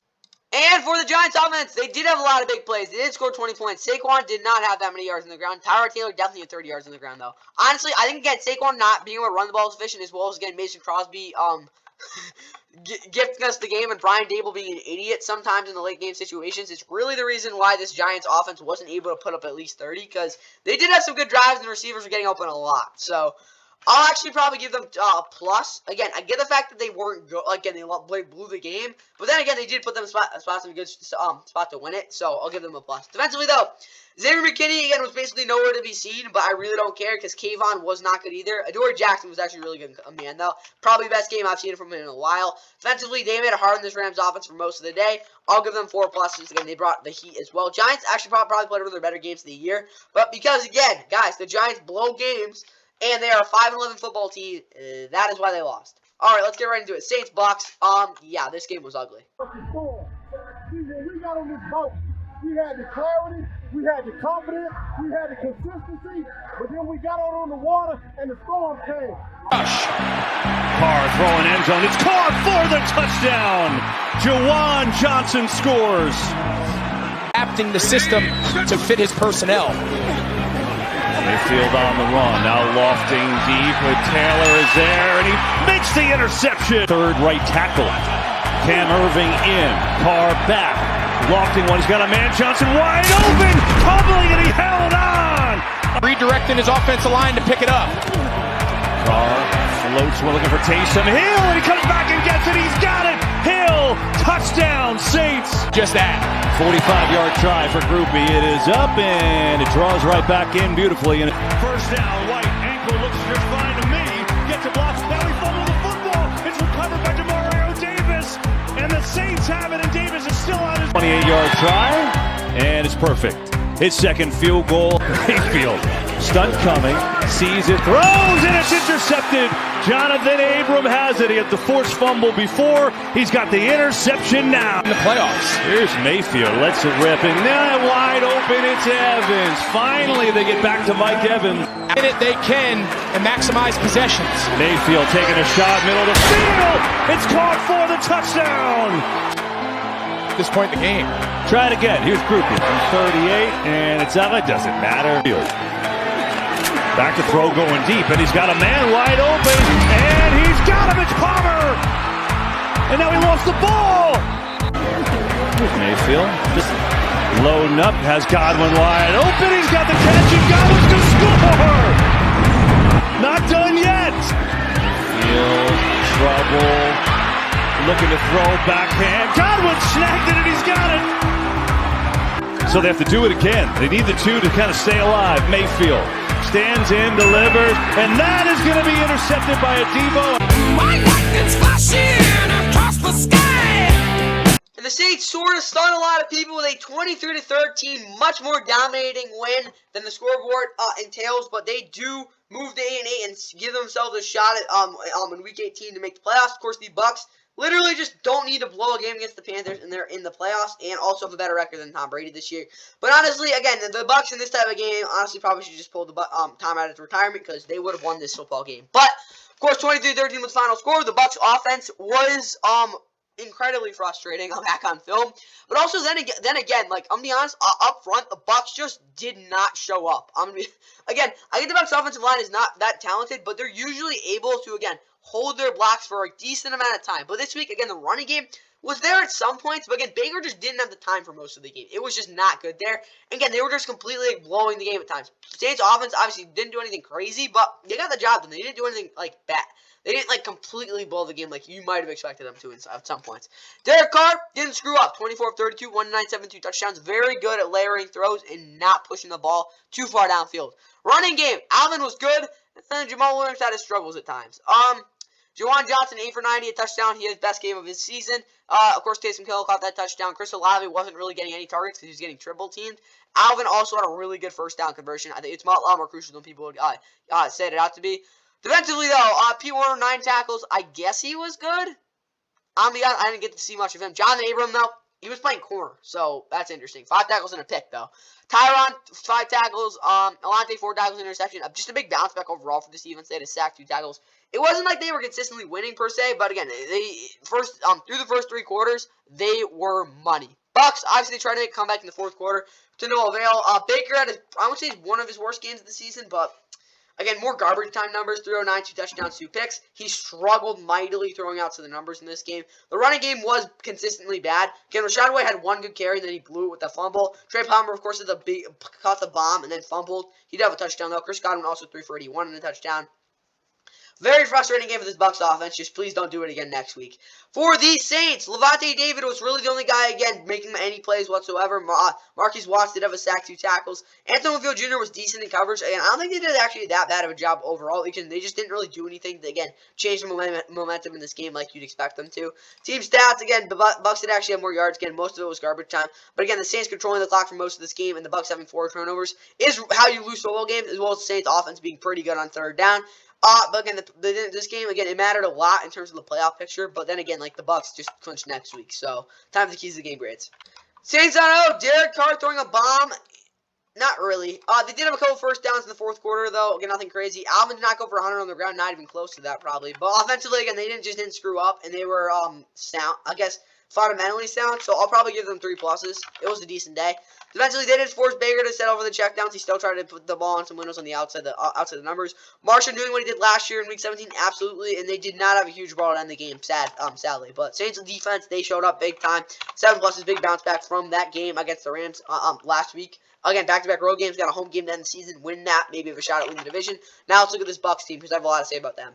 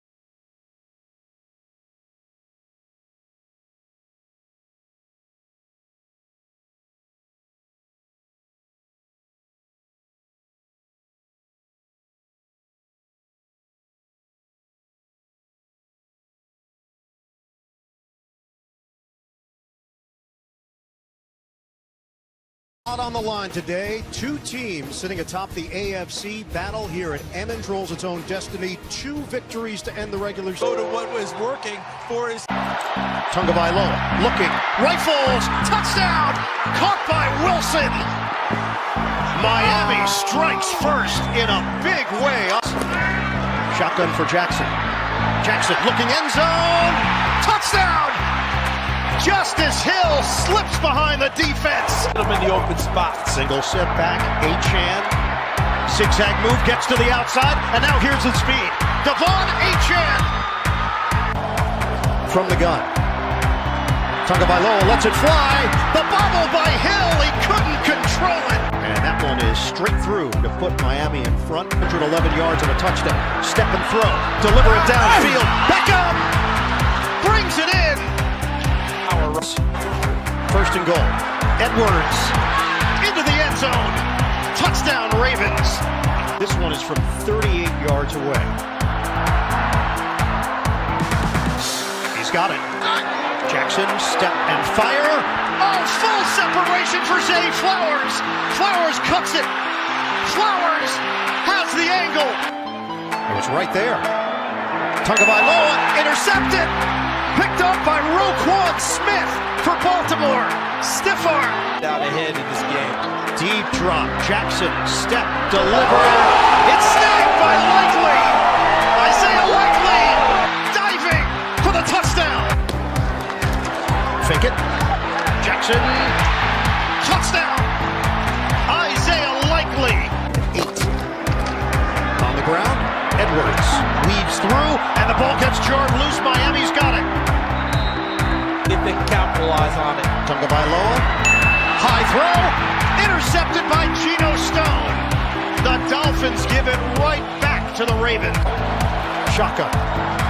Tagovailoa lofts upstairs for the touchdown. Achane. Todd Monken playing this drive. It's Hill. The burst of speed. Justice Hill cuts it back. And goal from the pistol. Jackson floated up. Hauled in. Ricard. Washington a few years ago. Carolina's done it in the past. Driving up the middle, trying to push him in. Touchdown. And then the injuries. Huntley looking end zone for the touchdown. Kohler.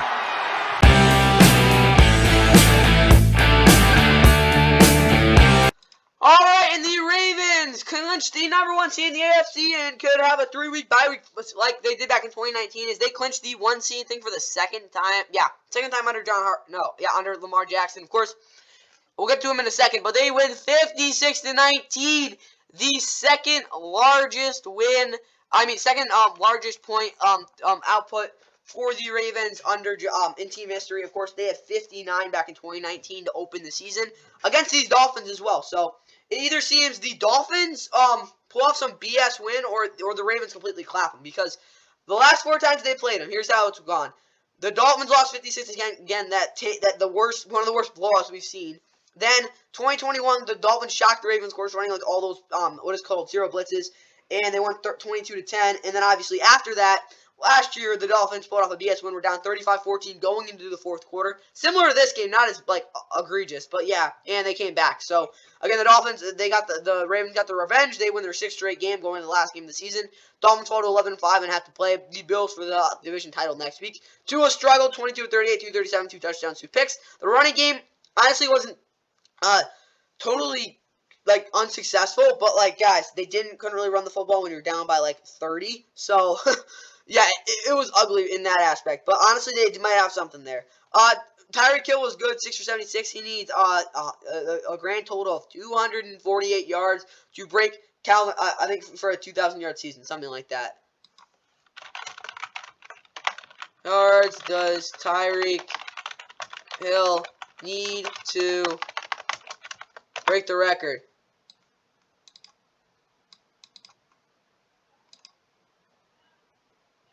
Yeah. Calvin Johnson record. How many yards? Oh, this is BS. All right. Whatever. So he had 76. So it's 248 to break. All right, he needs 248 yards next week, which again, for most guys is crazy, but it's not out of the realm for him. How many do you have against the Chargers? Back in week, he had 215. So if he gets somewhere close to that, maybe. Obviously, Cooper Kupp might be a little more achievable, but still, that's a ridiculous amount of yards. He might do it, though. So I'm not going to say no, because you never know. But obviously, Devon Achane and Cedric Wilson Jr. had their only touchdowns. They were close going into half, but obviously, too, with that, what is called Roquan Smith interception, kind of wrapped this game up. Defensively, they were trash. No one played well. Bradley Chubb, honestly, again, he's been so much better since he stepped up big time since, what is it called? Like a lot. Like, he's been like a top 5 pass rusher since Jalen Phillips has gone out, and it sucks so much for us this season with that torn ACL. Zach Steeler sacked, though, but again, no one on this defense played. I'm being honest, Jalen Ramsey did not show up. It was not a defensive game for them by any means.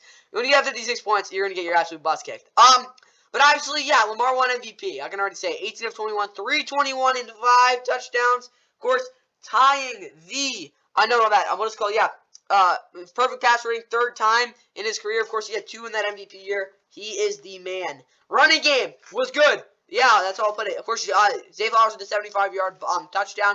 Isaiah Likely had 2 touchdowns. Of course, the high rate reel, 36-yard one-hander. Justice Hill also caught a touchdown. It was a clinic. Charlie Kohler, Patrick Ricard also had touchdowns. Obviously, Isaiah Likely's and Patrick Ricard's in the red zone were both walk-ins and very wide-open plays. Meanwhile, this defense, though, Geno Stone had 8 tackles and a pick. His pick was probably a little, definitely not as impressive as Roquan Smith, but it was definitely a lot more, what is called noticeable when you watch, what is called pre-snap. Mark Williams had 5 tackles.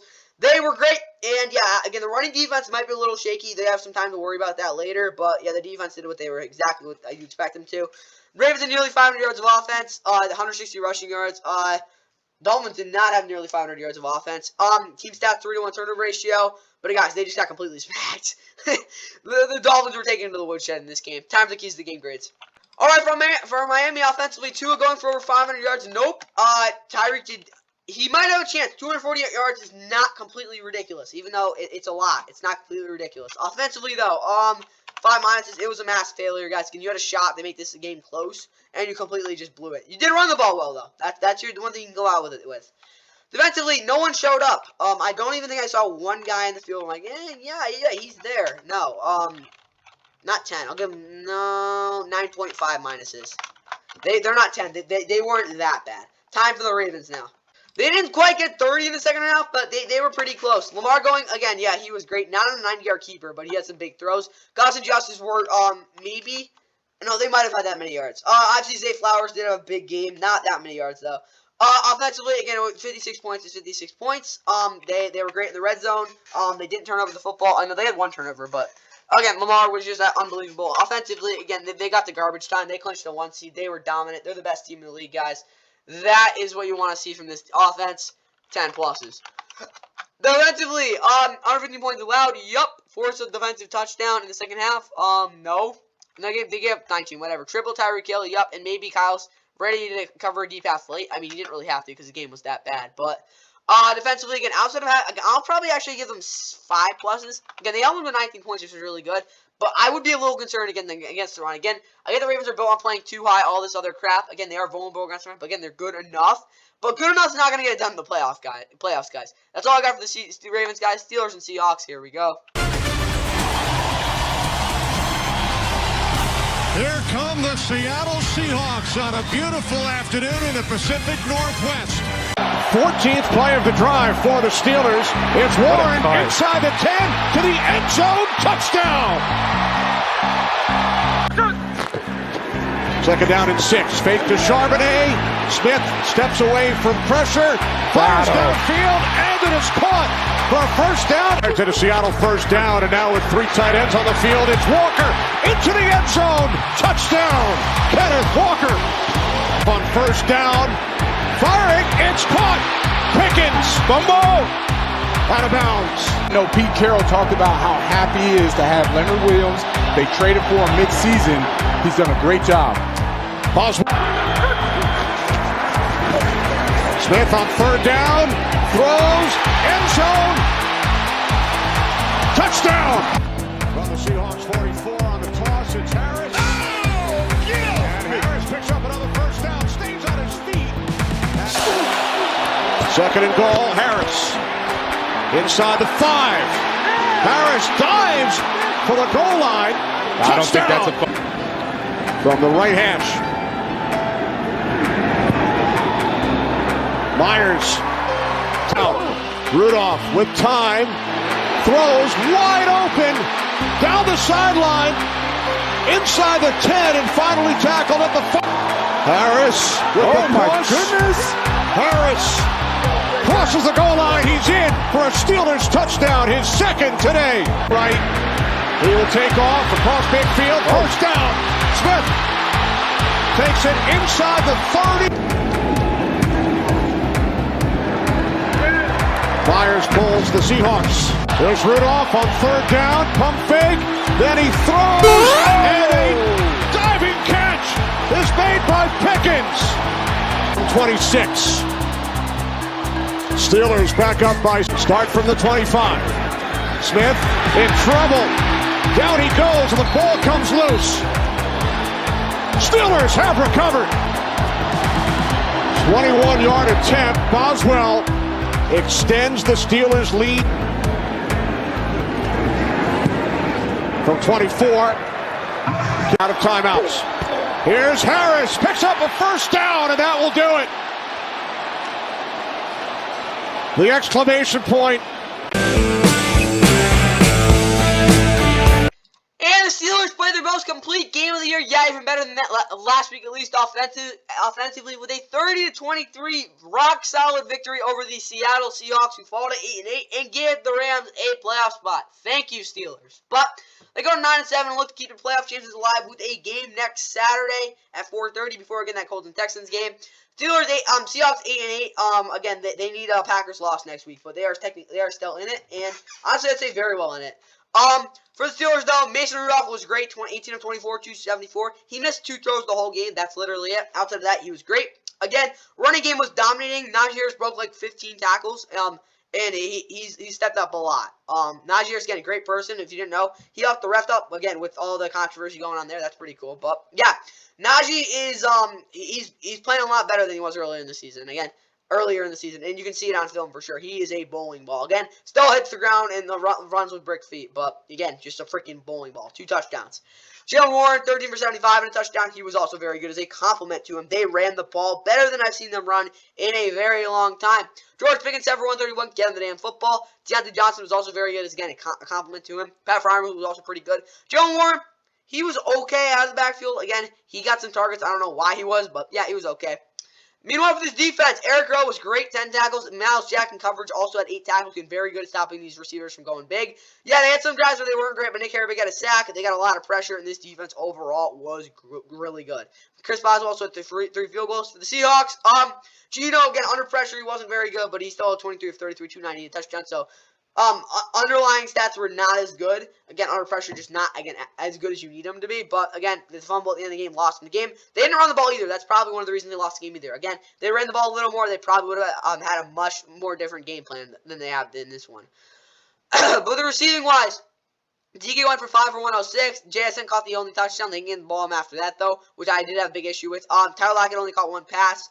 Noah Fant was good. Zach Charbonnet was also good, again, out of the backfield. But offensively, it was just not getting the ball to the guys they need to, and also not having any sort of play-action game whatsoever. Defensively, Julian Love was really good, 13 tackles. Devin Bush, not so much, but he did have, again, a lot of wrap-ups, especially what is called on 3rd down. Bobby Wagner had 14 tackles. Again, I'll say this, though. Again, the wrap-ups from Devin Bush were probably the only good things that happened for this defense, because you don't know how many third chance tackles he had to make, because I gotta be honest, guys, they missed at least, again, when you see all these assists, it means guys missed tackles. They missed at least 15 tackles in this game. I'm not even lying. It was ridiculous. Leonard Williams did have their only sack, though. They also could have had more. Jason Sanders hit 3 field goals, though. Team stats, really the only thing I'll say is missed tackles for the Seahawks and 202 rushing yards, because that's really what won the Steelers the game. Great job, guys. Clinched that winning season, 17th season in a row. That, what is it called? Mike Tomlin's done that. I think he ties Bill Belichick for the most seasons in a row with that. And, no, not to, not to, Tom Landry. I think he has like 15. I know, 18, 19. So one of those. But yeah, 468 yards of Steelers offense. It was a very complete game for them. Let's get right into the keys to game grades. And for Pittsburgh, Mason doing what he did last week, absolutely. James Daniels did not take any holding penalties. They didn't get Deontay a lot more involved. Obviously, George Pickens made some big plays. Offensively, again, that was great. 7 pluses. I have nothing to complain about. This was a very, very, very statementing and obviously cementing performance for this offense. They were great. Defensively, TJ and Alex actually didn't do as much as you'd expect them to, but obviously they did dump Gino once, and it was a big sack. 4 was plays from Minka. Again, he didn't play, but they did do a good job compensating for his loss. Patrick Peterson was okay. I don't think he was great, though. I don't think, did he even play? They didn't get him under 16, though. It wasn't anything dominating, but obviously with their offense leading the way, they just had to go out there and make their tackles and obviously not blow things up. So, defensively, it was pretty decent performance. I'll give them 3 pluses. And with that, that's all I got for the Steelers. Let's look at the Seahawks. For Seattle, don't wait till the 2-minute warning to pull ahead. They didn't. They didn't get ahead. K9 was, he wasn't great. No, he was good. They just didn't get in the football. JSN did have a touchdown. It's not a 60-yarder. And wait, they did wait. And obviously that didn't work out for them. So Seahawks offensively, disappointing. 3 minuses. Again, I don't think, what they did worked for most of the game. But when at some point, you got to realize, again, your defense is, like, gassed. They're just getting the ball ran right down their throat. They're not making any tackles. It's a mess. So, offensively, you got to be like, we got to start running the football and putting a little more diversity in our offense instead of having Gino drop back, hitch, throw underneath, or to the what is called intermediate outside levels of the field. You just can't have that happen. Defensively, though, Devon Witherspoon, he was. I'm frustrated with Devon Witherspoon. He could have been a lot better in this game. They didn't force any turnovers. Jordan Brooks was trash, and they did not send the house. So, on the last snap, because, they just got the ball ran down on their throats on them. They couldn't stop the run. It was really bad. Again, this Seahawks defense needs to figure that out. If they're not able to figure it out, I don't know what they're going to be able to do next year, because it's been a disappointing year for them. 5 minuses for this defense. No, 6. The reason they're not getting anything lower is because their coverage actually wasn't trash. It was, again, they just couldn't make any tackles. So, again, when you say, 7 minuses, they were worse than that. All right, Chargers and Broncos. Yeah, here was a tank. Well, all things said, guys. This game sucked. Well, if you thought your holiday week was hectic, you have nothing on the Denver Broncos. They get set to entertain the Los Angeles Chargers.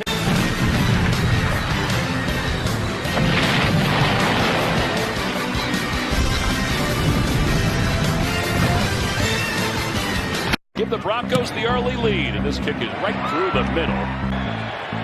Dickers just missed one this year. Good snap, good hold. Kick run. Pretty amazing run by little Jordan Humphrey. He's still on his feet inside the 10 to the 5. Lunges toward the goal line. Touchdown. They would be going for they try to fake. It was fumbled in the backfield. It's not going to work. You called it, James Lofton. 3-yard field goal attempt by Lutz. Good snap, good hole. Kick is on its way, and it is good. He was good, he is. Stidham sets up and throws near side. Pass is complete to Judy. He's inside Chargers territory and out of bounds inside the 35. But they don't use one here. Lutz's field goal attempt is no good. Promoting him for the Pro Bowl. Good snap, good hole. Kick is on its way. It is good. Right now, you got to find a way to get a stop here. Eckler got up to the 41. The ball came loose as he was thrown to the ground. DJ Jones wrapped him up. I'm usually aggressive when it comes to these calls, but in this situation, the way the flow of the game's going, I think the 10 points is better right there. So good snap, good hole. Kick is a waffler. It is no good. And a score. Good snap, good hole. Kick is on its way. This one is right through the bay. Bandy fumbled the ball. It's recovered at the 48-yard line. I think the Broncos did fall on top of it. And what was a tank, boys? It turns out the Broncos, who are now eliminated, have a chance to get a winning record for the first time since they won the Super Bowl all the way back in 2015, nearly 8 years ago. But they win 16-9, nice, against the Chargers, who fall to 5-11 and are looking for to the end of the season. Of course, we got the Chiefs next week on a very meaningless ball game. Broncos, again, meaningless against the Raiders next week. But, again, that game is a lot more interesting because, again, they can finally snap that streak of losing seasons. Easton Stick was not good. 24-38 to 20. The only thing he could do was throw underneath, and that's just not going to win you games when you don't have anyone to break tackles or anything like that. Running game. Austin Eckler is just not going to be on this team next year. He's done. Alex Erickson was actually very nice in the fourth quarter for making those garbage time catches. Good for fantasy owners, whoever the hell has him. But, yeah. Offensively, they did absolutely nothing. The offensive line was very sluggish, and they didn't do much at all. Again, their best player right now is literally their kicker, who also missed his second field goal of the year. Maybe his first, something like that. I think that was actually his, second missed kick of the year. Yeah, because, Aubrey's the only guy who is perfect. So, yeah, his second missed kick. Okay, damn. But, for the defense, Derwin James was okay, 12 tackles and a sack. I don't have an issue with how he played. Eric Kendricks' his tackling technique is just so bad. Again, it's because he's slow. That's just the simple truth about it. But going back, another sack. He's around 20. He might get that next week. But outside of that, the defense was okay. Their tackling was off at some points. But then again, Dan Henley was really good at covering over the middle. We're only like 2 completions against them. They did do a good job forcing a couple turnovers too. I don't have any issue how this defense played. But for the Broncos, Jarrett Stidham was okay operating the offense. He did miss some reads. Obviously, Sean Payton was pretty mad at him a couple of those, but overall, he was decent, 20-32, 224 and a touchdown. The running game was not good. Javonte Williams couldn't break any tackles or even get out of the backfield. Of course, Lil Jordan Humphrey with the play of the game, 54-yard, 8 broken tackle, catch and run touchdown. Jerry Jeudy struggled, but he did make a couple of plays. Brandon Johnson didn't have a really nice catch, but yeah. The receiving-wise, they were, no one really did anything crazy outside of, again, that Lil Jordan Humphrey touchdown. Defensively, they simply just did not, it was like rock solid. Yeah, they locked in run fits. It was like they were not getting out of them at all. It was perfect. Robotic. It was great. But coverage-wise, they did give up a couple plays. Again, they were so focused on stopping the run, which honestly is the right thing there. But team stats-wise, both teams actually had over 300 yards, ironically. But again, with both teams being, obviously the third downs were not very good. Again, 1 turnover, but guys, this was definitely a tank game. And yeah, they both played like it. Time of the keys to the game grades. Chargers offensively, Easton Stick was good. Keenan Allen and Josh Palmer did not play, but again, Austin Eckler sucked. They didn't even score a touchdown. So I don't know what to say here. Probably 5 minuses. They weren't too terrible, I guess. Defensively though, Kumac was good. Asante Samuel Jr. continues to struggle. Obviously, on our 35 total yards allowed in the fourth quarter, I think they gave up 75. It was not too great there. And Jared Stidham, they, of course, could not take advantage of. So, defensively, again, they weren't bad. I'm not considering an equal sign. I'm okay with how they played. Of course, they did have some drives where they were a little frustrating. But, again, they did give this team a chance to score some points. Time for the Broncos now. And for the Broncos offense, Jarrett Stidham doing what he did in relief last year. He was okay. Javonte Williams, of course, struggled big time. I don't think he barely got 40 yards. Sean Payton dialing up some close to Cortland Sutton. Nope, he didn't even look his way. Broncos offensively, though, they just didn't suck, which I guess is what you kind of need from them. But they also weren't very good. I'll probably give them 3 minuses.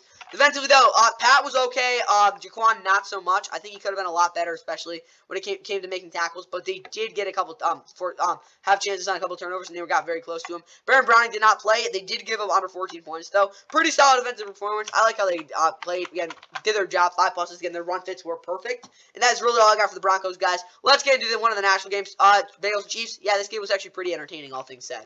The countdown to the new year continues, and the countdown to the postseason as well, as the national doubleheader game is coming your way from Kansas City. The Chiefs. 34 yards. And McPherson puts 3 on the board. 5 goes to Pacheco this time. He sees an opening. There he goes into the secondary. Pacheco to the 10-yard line. There's Mahomes. Fires it. Touchdown, Kansas City. Pacheco on the receiving end. His mechanics is the biggest reason where you use that skill set now. 2nd and goal, and he is able to find Mixon for the touchdown. Like 10 or less, not 25 yards. Here's the 3rd and 7, and the ball comes out. It's stripped out of the hands and recovered by Cincinnati. And they're going to go up top. No, he's going to run for it. And he's in for the touchdown.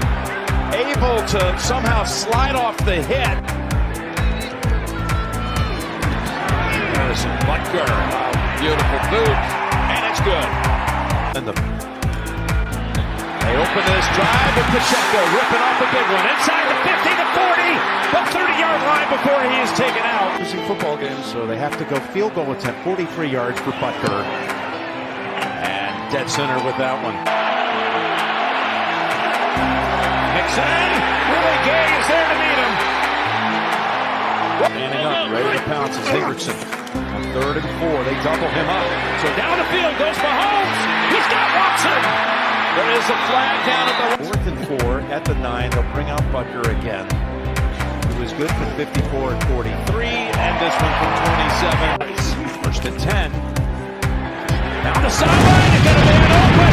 Rice off to the races, and Rice is brought down at the. Each field goal attempt has been shorter. 53. 43, 27 for Butker. And Harrison Butker, good yards tone for the 8-point lead. And Harrison Butker is the only man to score in the last 1 hour. And step it up and heaving it. Down for Higgins.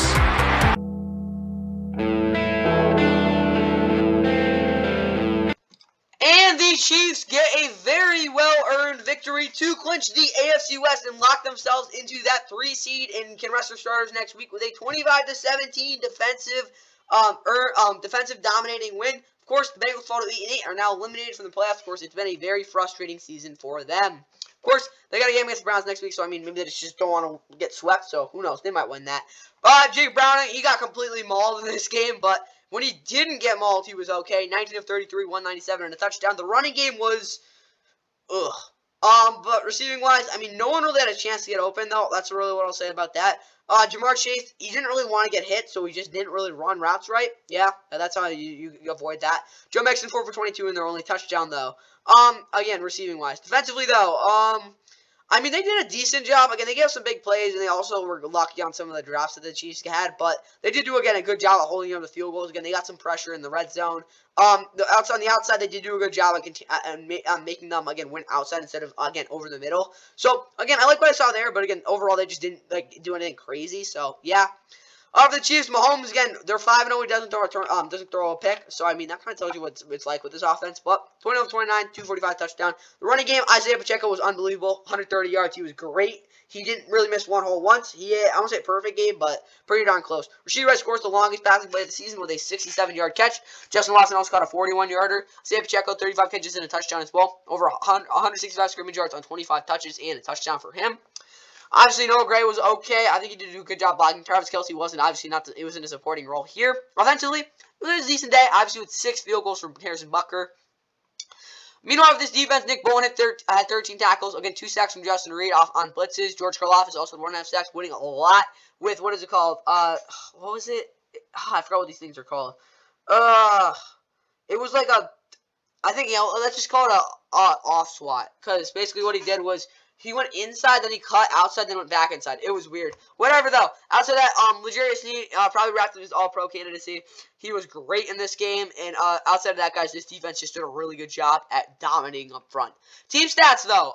Chiefs had a lot more yards, like over 100 more. Much more efficient. Again, the Bengals did have the ball longer, ironically, because, again, they were really good on third down.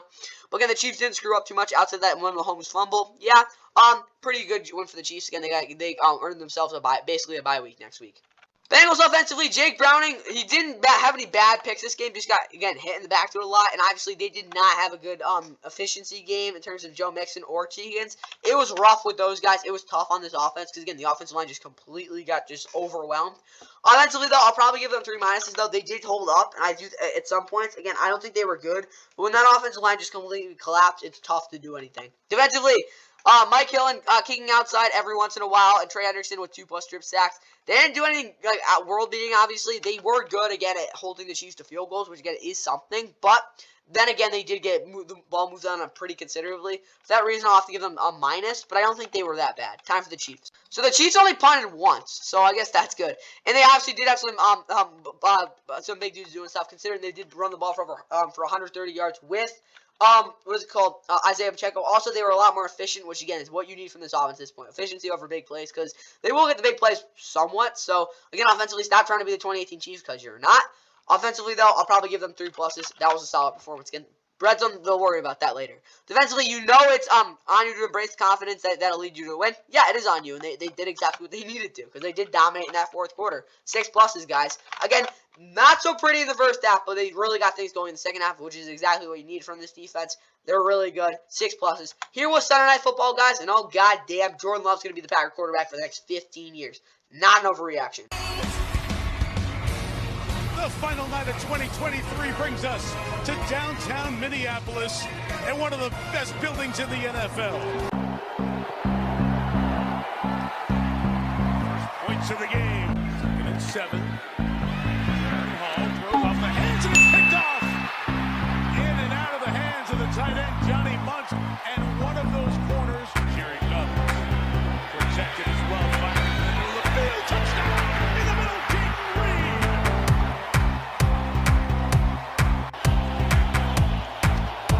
And play action with a throw again. Tuck melted again. Couldn't bring it in. And the Vikings will take over. 54 for the Vikings. First points of the night. Malik Heath, bottom of your screen. Strong receiver down here. Runs and keep it. Get towards the goal and lose the football. He's ruled down by contact. Incredible plays. Just throwing it up to him down the field. Big pressure. Preston Smith knocked it out. Ball is free. For the pattern from Love inside. It's Reed again. Got away from one. Reed on the run. Inside the 10. To the goal line. Breaks the play. Jefferson on the move. Mullins climbs. Flips it end zone. Incomplete. Love flips it to the end zone. Touchdown. Oh, Melton's got that one. See a good field there as the golf season begins next week. Hunt back to the 20. Thompson with a good play again. Forces the fumble and recovers.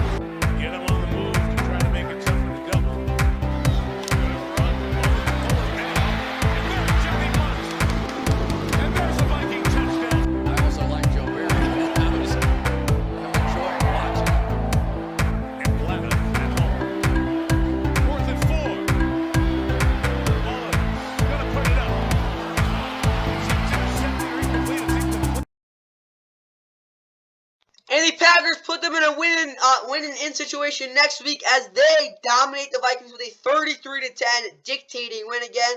They moved to 8-8, second straight win, bounce back games. Vikings fall to 7-9 and have gotten their butts kicked by the Packers the past 3 years, I think, in week 17, or like second to last week of the season, of course. 2021, they were sent home by them.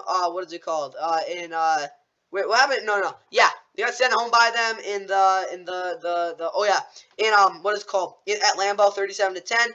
With a back quarterback. Then last year, the Packers just completely just mauled them, 41-17. Of course, that's when the Vikings had like that was impressive, like 12-3 record, something like that. Then this year, with their fourth starting quarterback of the year, they just crumble. And obviously, the Packers have looked a lot better this game. But Jordan Love, 4 total touchdowns. Yeah, really good. 24, 33, 256. He was great. And obviously, guys, the one thing with him is it's pretty simple. He's the dude. Running game, Aaron Jones, it's a completely different offense when he's in the game. A.J. Dillon sucks. Bro, just get on off the team. Defensively, though, Bo Melton, a 7th round pick, might I add you. Yeah, wait. He was in 2017. I swear this dude was from... Yeah, there we go. I'm going to Rutgers. He was a 7th round pick, yeah, last year. He was on the practice squad bench last year. Then this year he gets a shot and was really good this game. 6 for 105 and a touchdown. Jan Reed did get hurt, but he did have 2 touchdowns. Tucker Kraft, 6 for 48. Continues to be productive. Romeo Doubs, again, supporting the role was okay. Did run some nice curl routes. That's what I'll say there. Defensively, though, Keyshawn Nixon leading this team in tackles and having half a sack is never what I expected. Corey Ballantyne, again, PFF doesn't like him. On film, he's great. 5 tackles and a pick. Quay Walker had a sack and 6 tackles. Isaiah McDuffie had to have a sack. Preston Smith had a sack. Again, the textbook. I mean, a textbook. What is it called? What is it called? Speed chop move right there. Devontae Wyatt had a half sack. Yeah, and also Colby Wooden. Team defense is what this team's built on, and they were able to do it. Anders Carlson also missed an extra point, but for the Vikings, Jaron Hall sucked. He got benched. Nick Mullins was average. The running game didn't really get going at all. Justin Jefferson struggled to get open. Johnny Mutt is your number 1 tight end. He's a blocking tight end. He did do a good job there, but as a receiver, you could see his deficiencies. Defensively, they were really bad. They were not good. They did have a couple decent drives. What is called with some of the penetration they got. That's really it. Because in the secondary, they looked, again, really slow and just not interested. And the linebackers were just, simply, way too reactive in this game. Team stats, though, obviously, Packers had a ton of yards. Vikings had none. 1-2 turnover ratio. Packers with the ball a lot longer. Complete domination, guys. This was a very solid win for the Packers. Again, they face the Bears next week at home. And the Vikings need a miracle to make the playoffs. And for Green Bay, Jordan Love throwing for over 400 yards between touchdowns. He hit one of those. Aaron Jones, very good, 20 touches. Obviously, Christian Watson did not play, but they did connect on some of those plays. Offensively, I don't know what I'll give them. I'll give them 6 pluses. They didn't have many issues in this game. Again, some drives they could have been better, but offensively, very good game. Defensively, Rashawn Gary did not go bananas, but he was good. Yeah, Carrington Valentine was really good. Obviously, nobody plays Jordan Addison. He didn't play, so I guess that's good. Defensively, again, back quarterback, they fully took advantage of it. It was a very, very, very good performance for them. Huge bounce back. They haven't looked like this since early in the season. Defensively, though, I will probably give them 4 pluses. Again, they weren't completely great, but they were really, really good. No, 5 pluses. Yeah. That's all I got for the Packers, guys. Let's wrap this thing up with the Vikings. Alright, Vikings offensively, run the ball, because who the hell is going to throw the rock? That's a good question. They tried to run it again, but then they got down, so they couldn't really run the ball. So, yeah, not good. 6 minuses. Again, your season's basically over. Defensively, Daniil, he did not show up, and he just, I think it was a little too much. The secondary being disciplined on short routes somewhat. Make Jordan run around to make big plays alive, and stay alive in the race. He did. You made him do it, and guess what? He did. So Vikings defense, I guess that's really all you can ask from them. But obviously, they were not so good on the boundary at all. So for that reason, I'll have to give them 4 minuses. And with that, that's all I got for the NFL Week 17 Sunday recap. Again, this was a boatload of a long video. If you stuck around, holy crap, you're crazy. But that's all I got for this video, guys. Hope you guys enjoyed. Again, no video tomorrow because, again, it's a Tuesday and there's no Monday Night Football recap. So, yeah, because, again, there's no Monday Night Football. So, Wednesday will be the second and final all-team power rankings. And then on Thursday, Friday, no video because, again, nothing's going on then. Saturday, though, we will have the preview for the Week 18 Monday Night Football Special Edition. Yeah, so I'll get around for that doubleheader on Saturday. But until then, see you on Wednesday. But again, for power rankings, but I hope you guys enjoyed Sunday. And yeah, see you on Wednesday. Runs over, no call, Connolly. Lakers, Davis, up ahead, LeBron in chase mode. LeBron on its way. He's got